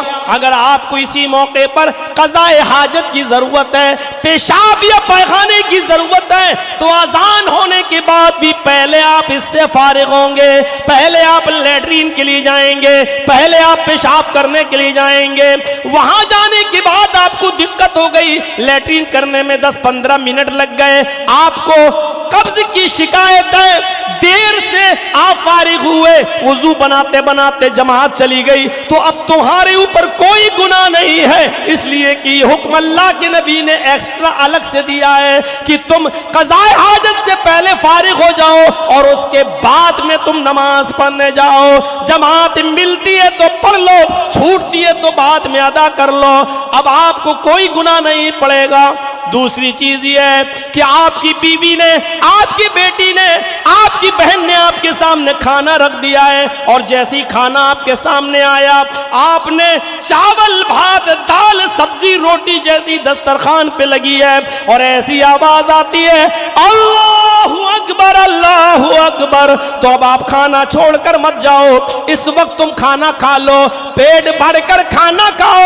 اگر کھانا کھاتے ہوئے جماعت چھوٹ جائے تو کوئی نقصان نہیں ہے، تمہیں گناہ نہیں پڑے گا، چونکہ کھانا حاضر ہو چکا ہے۔ ان دو چیزوں کے علاوہ تیسری کوئی چیز ایسی نہیں ہے میرے بھائیوں کی جس کے لیے نماز کو ترک کیا جائے، جس کے لیے جماعت کو ترک کیا جائے، جس کے لیے نماز چھوڑی جائے۔ کھیلو کیرم بورڈ، خریدو لاٹری کے ٹکٹ، کیا فرق پڑتا ہے؟ جب روح نکلے گی تب پتا چلے گا۔ فَلَوْلَا إِذَا بَلَغَتِ الْحُلْقُومَ، ملک الموت روح کو کھینچے گا، پیروں سے نکالے گا، تلوے سے کھینچے گا، نیچے سے کھینچتے کھینچتے ایڑی تک روح آئے گی، پھر کھینچے گا پنڈلی تک روح آئے گی، پھر کھینچے گا گھٹنے تک روح آئے گی، پھر کھینچے گا ران تک روح آئے گی، کھینچتے کھینچتے کمر تک یہ روح آئے گی، پھر کھینچے گا سینے تک روح آئے گی، کھینچتے کھینچتے حلق تک روح آ جائے گی، اور یہی وہ دردناک منظر ہے فَلَوْلَا إِذَا بَلَغَتِ الْحُلْقُومَ، جب یہ روح پیروں سے نکلتے نکلتے ملک الموت کھینچتے کھینچتے تیرے حلق تک آ جائے گا، تیرے نرکھرے تک آ جائے گا، تیری گردن تک، تیرے حلق تک آ جائے گا، آنکھیں ٹن جائیں گی، کھلی رہ جائیں گی، ملک الموت کو اپنی آنکھوں سے دیکھو گے، ملک الموت کے پاس کھڑے فرشتے عذاب کے یا رحمت کے اپنے سامنے دیکھو گے، وَأَنْتُمْ حِينَئِذٍ تَنْظُرُونَ، اس روح کو نکلتے ہوئے تم اپنی آنکھوں سے دیکھ رہے ہوگے۔ یہ روح جب نکلتی ہے تو بندہ اپنے آنکھوں سے دیکھ لیتا ہے، ہاں، ملک الموت کو دیکھ لیتا ہے۔ اور یہ بھی دیکھ لیتا ہے کہ اس کے پاس کون سا فرشتہ کھڑا ہے، میری روح کو اچھے فرشتے، رحمت کے فرشتے لے جائیں گے یا عذاب کے فرشتے لے جائیں گے۔ وہ دیکھ لیتا ہے کہ جنت کا خوشبودار لباس لے کر آئے ہیں یا جہنم کا بدبودار ٹاٹ لے کر آئے ہیں، وہ دیکھ لیتا ہے۔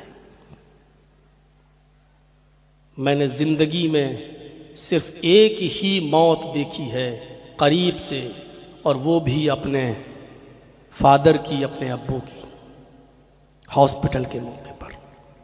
آخری وقت میں وہیں تھا، وائی پائپ پر تھے، سانس چل رہی تھی، آنکھیں بالکل وہی منظر کھینچ رہی تھی جو قرآن نے بیان کیا ہے۔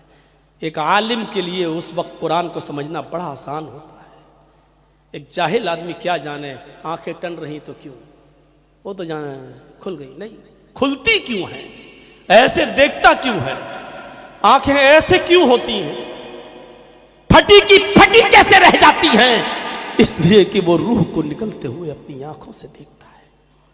یہ منظر سب کے ساتھ ہونا ہے، راستہ ہی یہی ہے، گزرنا ہی یہیں سے ہے،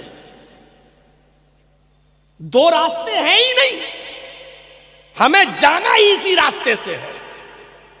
یہ الگ بات ہے کوئی 2 دن پہلے گزر جاتا ہے، کوئی 2 دن بعد میں گزر جاتا ہے۔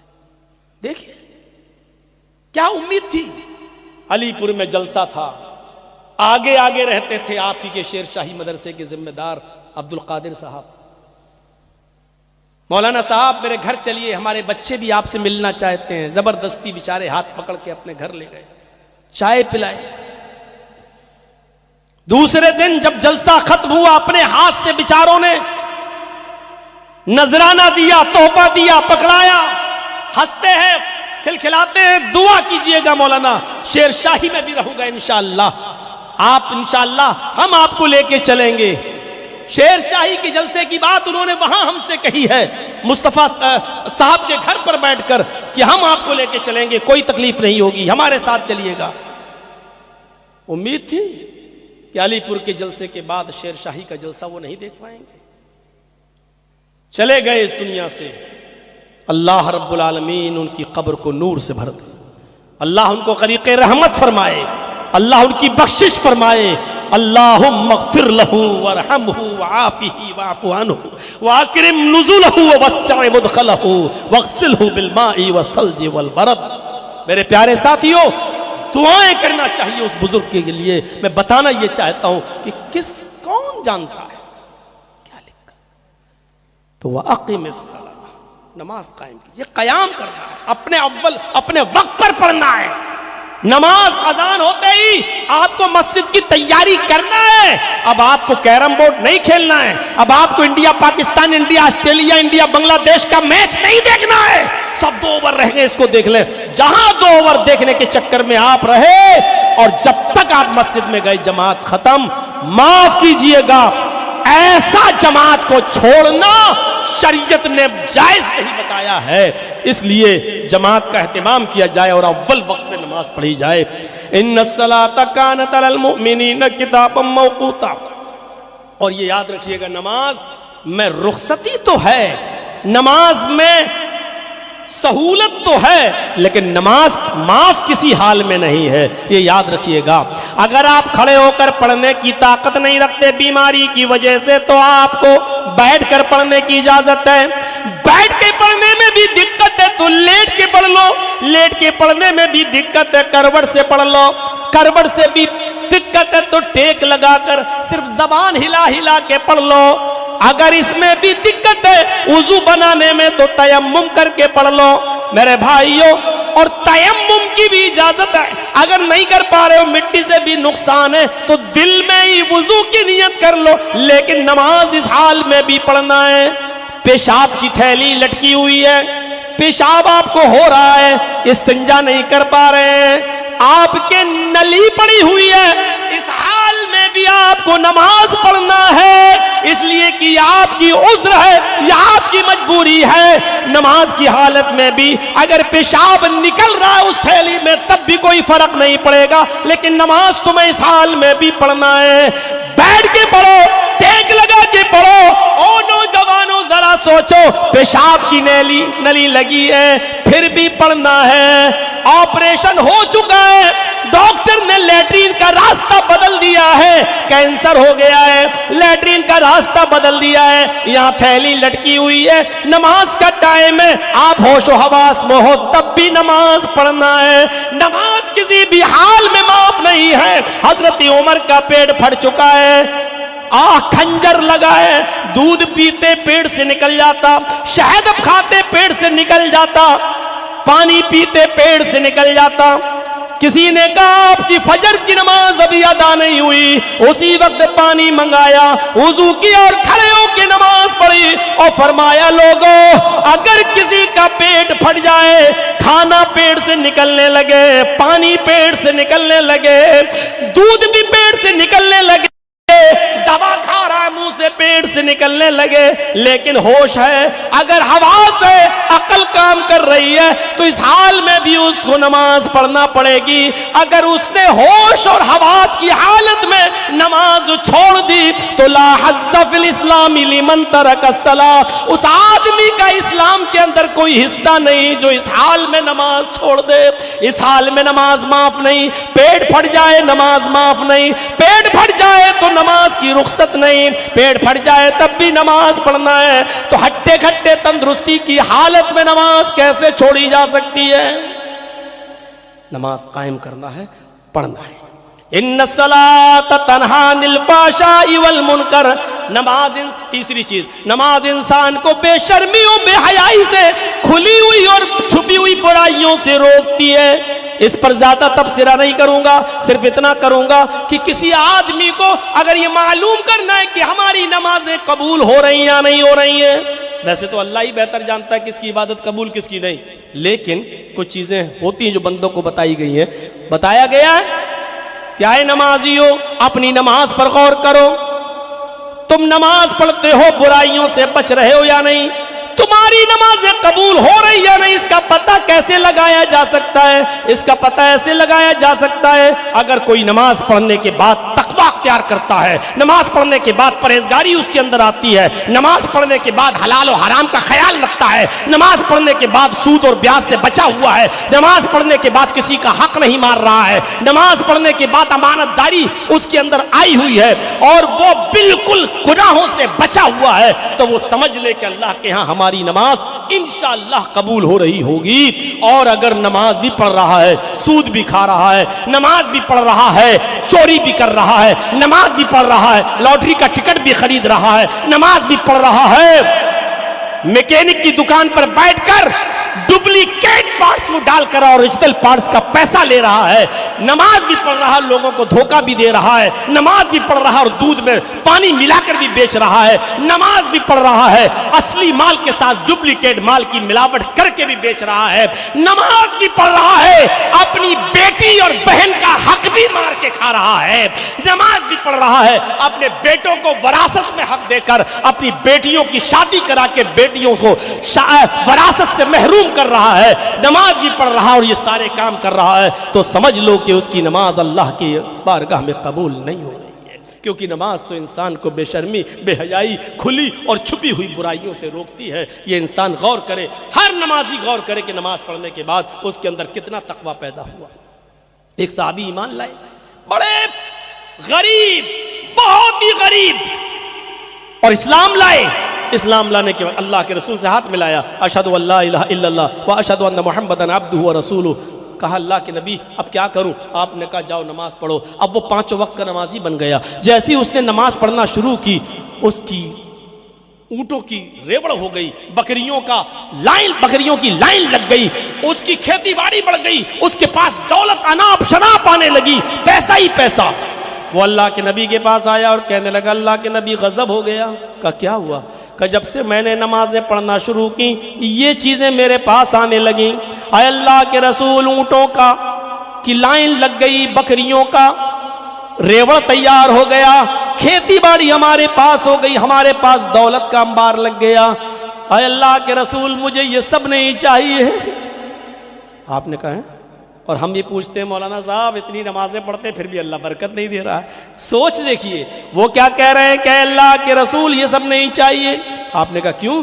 کہا اللہ کے نبی میں یہ سوچ رہا ہوں کہیں ہماری عبادتوں کا بدلہ اسی دنیا میں تو اللہ مجھے نہیں دے رہا ہے، ایسا تو نہیں کہ آخرت میں مجھے اس کے ثواب سے محروم کر دے، آخرت میں کہیں مجھ سے جنت چھین لے اور جہنم میں داخل کر دے۔ اے اللہ کے نبی اللہ سے دعا کیجئے، اس دنیا میں مجھے یہ سب نہیں چاہیے، مجھے اپنی عبادتوں کا انعام قیامت کے دن چاہیے، جنت کی شکل میں چاہیے۔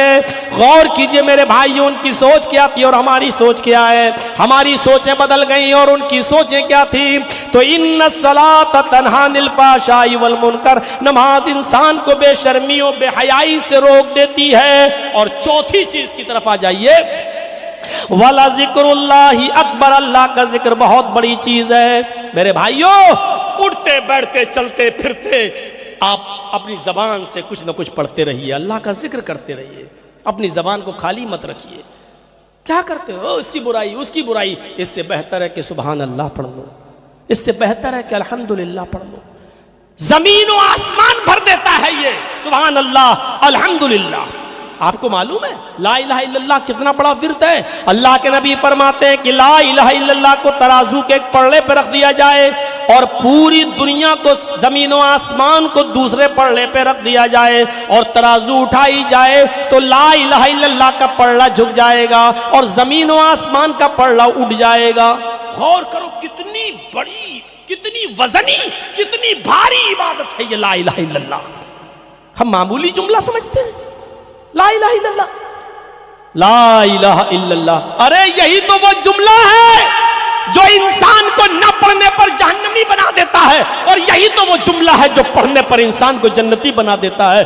غور کرو 70 سال اور 80 سال تک گناہ کرنے والے لوگوں نے، گناہ کرنے والوں نے 80 سال کی عمر میں پڑھا لا الہ الا اللہ۔ اللہ کے نبی نے کہا اللہ نے اس کو جہنم کی آگ سے بچا لیا۔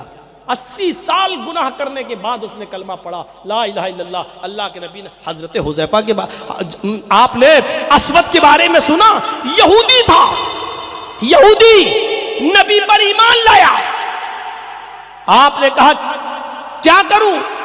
اسود نے کہا کیا کروں؟ آپ نے کہا بینا نماز کا وقت ہے کہ میں تجھے یہ کہوں نماز پڑھو؟ ابھی تو نماز کا وقت بھی نہیں ہے، تو ابھی اسلام لایا ہے۔ سنو 9 بجے کے آس پاس اسلام لایا، 9 بجے کے آس پاس دن میں اسلام لایا۔ کہنے لگا اللہ کے نبی اب اسلام تو لایا، کام کیا کروں؟ آپ نے کہا ابھی تو کوئی نماز کا وقت بھی نہیں ہے کہ میں تجھ کو نماز کے لیے کہوں، رمضان کا مہینہ بھی نہیں ہے کہ میں تجھے روزہ رکھنے کے لیے کہوں، حج کا مہینہ بھی نہیں ہے کہ میں تجھے حج کرنے کے لیے کہوں۔ ایسا کر، میرے صحابہ فلاں جگہ جہاد کر رہے ہیں، تو بھی جہاد میں شامل ہو جا، تو بھی کافروں سے لڑ۔ اس نے تلوار سنبھالی، گھس گیا میدان جنگ میں۔ صحابہ کو بھی نہیں معلوم یہ کون ہے، کیونکہ وہ تو نبی پر ایمان لایا ہے، نبی کے سامنے لایا۔ صحابہ تو پہلے سے لڑ رہے ہیں، وہ کافروں میں گھس گیا، کئی کافروں کو مارا اور مارتے مارتے مارتے مارتے لڑتے لڑتے خود شہید ہو گیا، قتل ہو گیا۔ صحابہ پہچان نہیں پا رہے کون آدمی ہے، لڑائی تو میری طرف سے لڑ رہا تھا، لیکن اس کو کیا کروں؟ اس کو دفناؤں یا اس کو کافروں کے حوالے کروں؟ ہم اس کو جانتے نہیں ہیں۔ اللہ کے نبی کو بلایا گیا، اللہ کے نبی صلی اللہ علیہ وسلم فرماتے ہیں ارے یہ تو اسود ہے، ارے ابھی تھوڑی دیر پہلے اسلام لایا، ابھی تھوڑی دیر پہلے اس نے کلمہ پڑھا۔ غور کرو میرے بھائیو، اللہ کے نبی فرماتے ہیں تمہارا ایمانی بھائی ہے، ابھی تھوڑی دیر پہلے اس نے کلمہ پڑھا۔ یہ پہلا وہ شخص ہے جس نے ایک بھی وقت کی نماز نہیں پڑھی، پھر بھی اللہ اس کو جنت دے گا۔ اس نے ایک بھی وقت کی نماز نہیں پڑھی، پھر بھی یہ جنت کے اندر جائے گا، اس لیے کہ اس نے مرنے سے پہلے لا الہ الا اللہ پڑھ لیا تھا۔ غور کیجئے آپ لا الہ الا اللہ کا وظیفہ کتنا بڑا ہے۔ ہاں ابو طالب کے پاس بیٹھے، طالب کے پاس بیٹھے، سب سے زیادہ مدد ابو طالب نے کی تھی اللہ کے نبی کی، اور اللہ کے رسول ان سے کہہ رہے ہیں، یہ سب بیٹھے ہیں، ابو جہل، یہ ابو لہب، سب بیٹھے ہوئے ہیں، اور اللہ کے رسول اپنے چچا سے کان میں کہتے ہیں اے چچا جان، پوری زندگی آپ نے میری مدد کی، یہ آپ کا آخری وقت ہے، میں چاہتا ہوں کہ آپ جہنم کے عذاب سے بچ جائیں، پوری زندگی نبی کی سیوا کی ہے۔ تو کہا کہ میں کیا کروں؟ اپنا کان بڑھا دیا اللہ کے رسول نے، اور چچا سے کہا ہے ابو طالب، اے میرے چچا، سب کے سامنے مت پڑھیے، آپ کی بے عزتی ہو رہی ہے نا، آپ ان لوگوں کے ڈر رہے ہیں کہ یہ لوگ کیا کہیں گے، آپ صرف میرے کان میں کہہ دیجئے قل فی اذنی لا الہ الا اللہ، آئے میرے میرے چچا صرف میرے کان میں چپکے سے کہہ دیجئے اشہد ان لا الہ الا اللہ، کان میں کہہ دیجئے۔ آپ میرے کان میں کہہ دیں گے تو میں گواہ بن جاؤں گا، اور قیامت کے دن اللہ رب العالمین سے میں آپ کی سفارش کراؤں گا، میں اللہ رب العالمین سے حجت کر لوں گا، میں اللہ سے بحث کر لوں گا۔ آپ میرے کان میں کہہ دیجئے، اور قیامت کے دن شفاعت کی ذمہ داری میری کہ میں اللہ تعالیٰ سے آپ کو بخشوا لوں گا انشاءاللہ، اللہ نے چاہا تو میں آپ کو جنت میں پہنچوا دوں گا۔ ابو طالب نے آخری وقت میں بھی کہا بھتیجے میرا دل نہیں ہوتا ہے کہ آخری وقت میں اپنے باپ دادا کا دین چھوڑ دوں۔ لوگ کہیں گے کہ دیکھو آخری وقت میں ڈر گیا، جہنم کے ڈر سے اس نے کلمہ پڑھ لیا، اپنے بھتیجے کی بات مان لی، میں آخری وقت میں بھی اپنے باپ دادا کے دین پہ ہی مرنا چاہتا ہوں۔ اور ابو طالب اسی جہالت پر مرے، اسی حالت کفر میں مرے۔ میرے بھائیوں غور کرو، پوری زندگی نبی کی خدمت کی لیکن کلمہ نہیں پڑھا، کہاں گئے؟ جہنم میں۔ اللہ کے رسول نے ایک بار دعا بھی کی کہ اللہ میرے چچا کی مغفرت فرما، اللہ نے جبرائیل کو بھیج دیا، اے محمد آپ کے لیے بھی اور کسی مسلمان کے لیے جائز نہیں کہ وہ کسی کافر کے لیے دعائے مغفرت کرے، نہیں کر سکتا، آپ نہیں کر سکتے کسی کافر کے لیے۔ آپ کا چچا کافر تھا، حالت کفر میں مرا، وہ جہنم ہی میں جائے گا۔ ہاں یہ الگ بات ہے کہ آپ کی سیوا کرتا تھا، آپ کی خدمت کرتا تھا، ہم عذاب میں کمی تو کر سکتے ہیں، اس کو لائٹ عذاب تو دے سکتے ہیں، ہلکا عذاب تو دے سکتے ہیں، لیکن جہنم سے اس کو رخصت دے کر جنت میں بھیج دیں ایسا نہیں ہو سکتا ہے۔ تو لا الہ الا اللہ وہ جملہ ہے میرے بھائیوں، جو انسان نہ پڑھے تو جہنمی، اور پڑھ لے تو 70 اور 80 سال کا بوڑھا بھی جنتی۔ اس کلمے کو پڑھتے رہیے لا الہ الا اللہ، اور 5 جملوں پر مشتمل اس جملے کو یاد کر لو۔ کتنا آسان ہے، سبحان اللہ، الحمدللہ، اللہ اکبر، لا الہ الا اللہ، لا حول ولا قوت الا باللہ۔ یہ 5 جملے یاد کر لیجئے اور چلتے بیٹھتے چلتے پھرتے پڑھیے، ساری فضیلتیں آپ کو مل جائیں گی۔ سبحان اللہ، اور اس کو ملا کر پڑھیں گے تو کیسے پڑھیں گے؟ جب ملائیں گے تو کیسے پڑھیں گے؟ سبحان اللہ والحمدللہ واللہ اکبر ولا الہ الا اللہ ولا حول ولا قوت الا باللہ۔ سارے خزانے اس کے اندر موجود۔ اب اس میں لا حول ولا قوت جو لاسٹ میں آ رہا ہے کتنا زبردست ہے، لا الہ الا اللہ لا حول ولا قوت الا باللہ۔ اللہ کے نبی فرماتے ہیں الا ادلکم علی کنز من کنوز الجنہ، بخاری کی روایت، اے میرے صحابیوں کیا میں تمہیں جنت کا خزانہ نہ دے دوں؟ کیا میں تمہیں جنت کا خزانہ، جنت نہیں جنت کا خزانہ، کیا میں تمہیں جنت کا خزانہ نہ دے دوں؟ صحابہ نے کہا بلا، کیوں نہیں اللہ کے نبی دیجئے، کیا ہے؟ آپ نے فرمایا قل لا حول ولا قوت الا باللہ، لا حول ولا قوت الا باللہ پڑھا کرو، یہ جنت کے خزانوں میں سے خزانہ ہے، یہ جنت کے خزانوں میں سے خزانہ۔ کتنا ٹائم لگ رہا ہے پڑھنے میں لا حول ولا قوت الا باللہ، کتنا ٹائم لگ رہا ہے سبحان اللہ پڑھنے میں، کتنا ٹائم لگ رہا ہے الحمدللہ پڑھنے میں، کتنا ٹائم لگ رہا ہے اللہ اکبر پڑھنے میں، کتنا ٹائم لگ رہا ہے لا الہ الا اللہ پڑھنے میں، کتنا ٹائم لگ رہا ہے لا حول ولا قوت الا باللہ پڑھنے میں۔ بحث کا دور ختم، آئیے یہ موجودہ دور علمی دور ہے، ٹیکنالوجی کا دور ہے، وہ سوالات کی اب کوئی گنجائش باقی نہیں رہ گئی۔ مولانا صاحب فرض نماز کے بعد دونوں ہاتھ اٹھا کر دعا مانگنا جائز ہے کہ ناجائز؟ امام کے ساتھ جائز کہ ناجائز؟ اللہ کے رسول نے فرض نماز کے بعد دعائیں بتائی ہیں، پڑھیے، نہ یاد ہو تو یاد کیجئے۔ کیا ہے دعا؟ السلام علیکم ورحمۃ اللہ، السلام علیکم ورحمۃ اللہ۔ اب آپ دعا پڑھیے اللہ اکبر، اب آپ کہیے استغفر اللہ استغفر اللہ استغفر اللہ۔ اب آپ پڑھیے اللہم انت السلام ومنک السلام، پوری دعا پڑھیے۔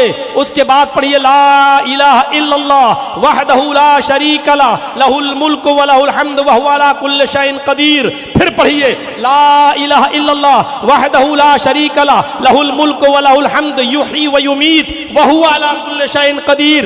پھر پڑھیے لا الہ الا اللہ وحدہ لا شریک لہ لہ الملک و لہ الحمد وہو علی کل شیء قدیر اللہم لا مانع لما اعطیت ولا معطی لما منعت ولا ينفع ذا الجد منک الجد. اس کے بعد پھر دعا پڑھیے لا الہ الا اللہ وحدہ لا شریک لہ لہ الملک و لہ الحمد وہو علی کل شیء قدیر لا حول ولا قوة الا باللہ لا الہ الا اللہ ولا نعبد الا ایہ لہ النعمت ولہ الفضل ولہ الثناء الحسن لا الہ الا اللہ مخلصین لہ الدین ولو کرہ الکافرون.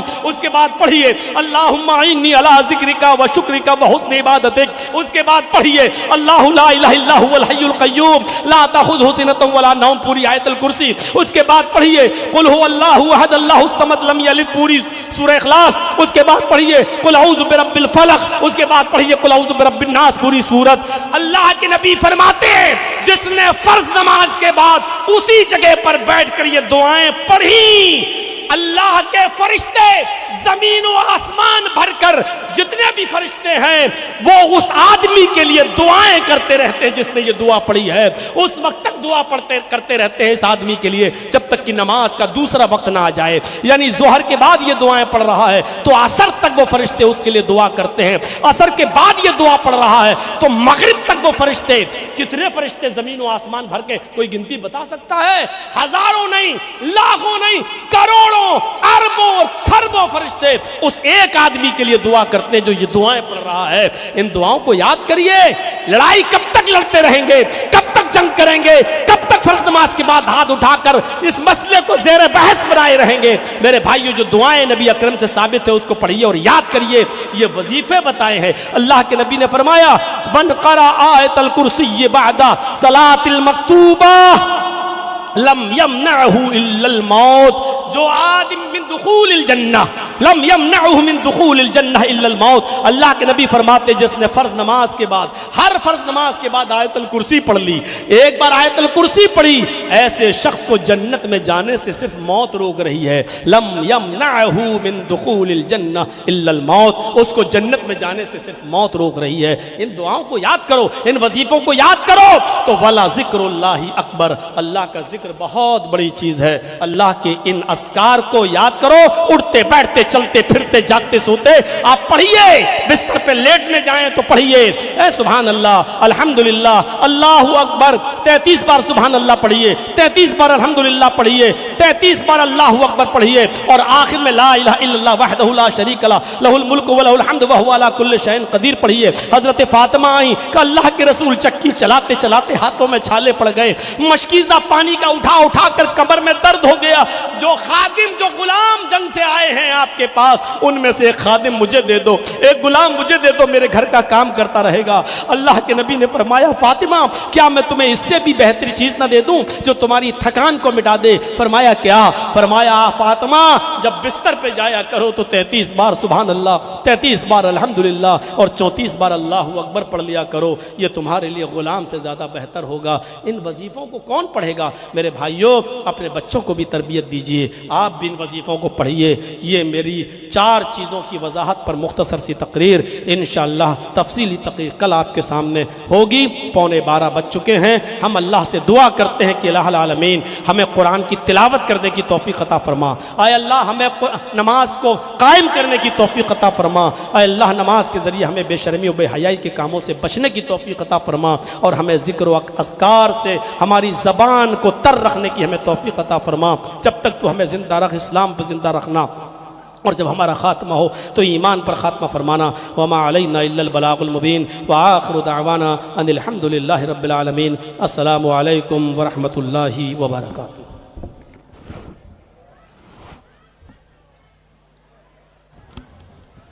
جزاکم اللہ خیرہ. یہ تھے فضیلت الشیخ جناب مولانا محمد جرجیس انصاری حفظ اللہ تعالی جو آپ کے سامنے بہت ہی خوبصورت انداز میں اپنا خطاب پیش کر رہے تھے. انشاءاللہ شیخ کو پھر ہم لوگ کل سنیں گے. آج کی ملاقات بس اتنی، کر لیجئے کل بات چاہے جتنی. السلام علیکم ورحمۃ اللہ وبرکاتہ.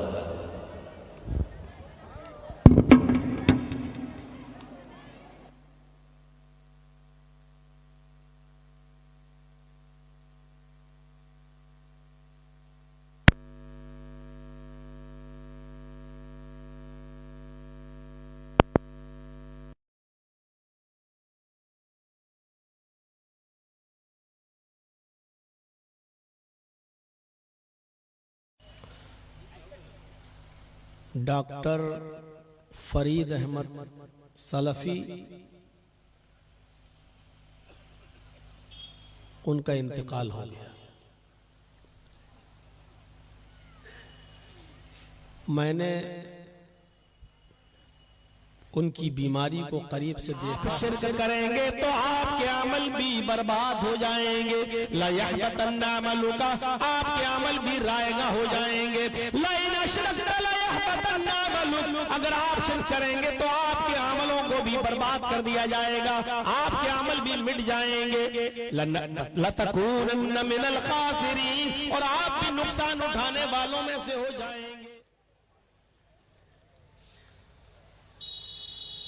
السلام علیکم ورحمۃ اللہ وبرکاتہ.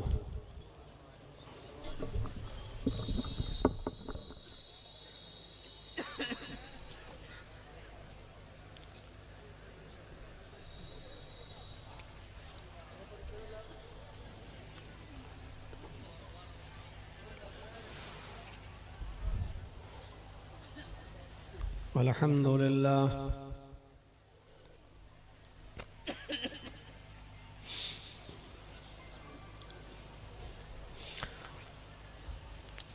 الحمد للہ نحمده ونستعینه ونستغفره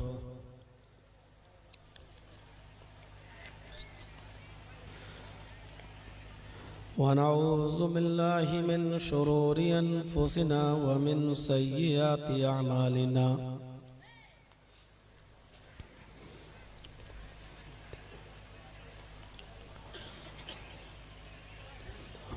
من يهده الله فلا مضل له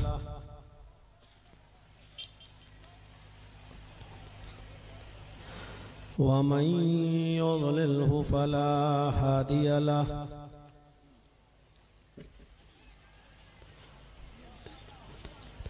وأشهد أن لا إله إلا الله وحده لا شريك له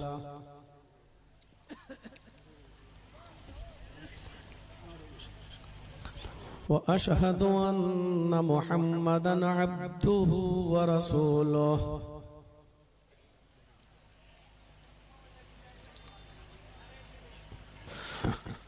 أما بعد،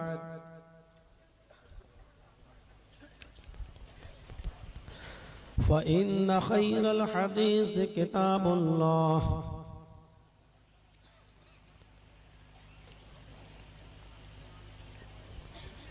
وخير الهدي هدي محمد صلى الله عليه وسلم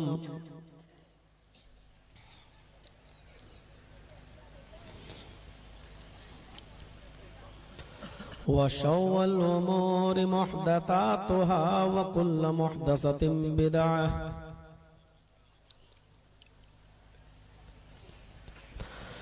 وكل بدعة ضلالة وكل ضلالة في النار.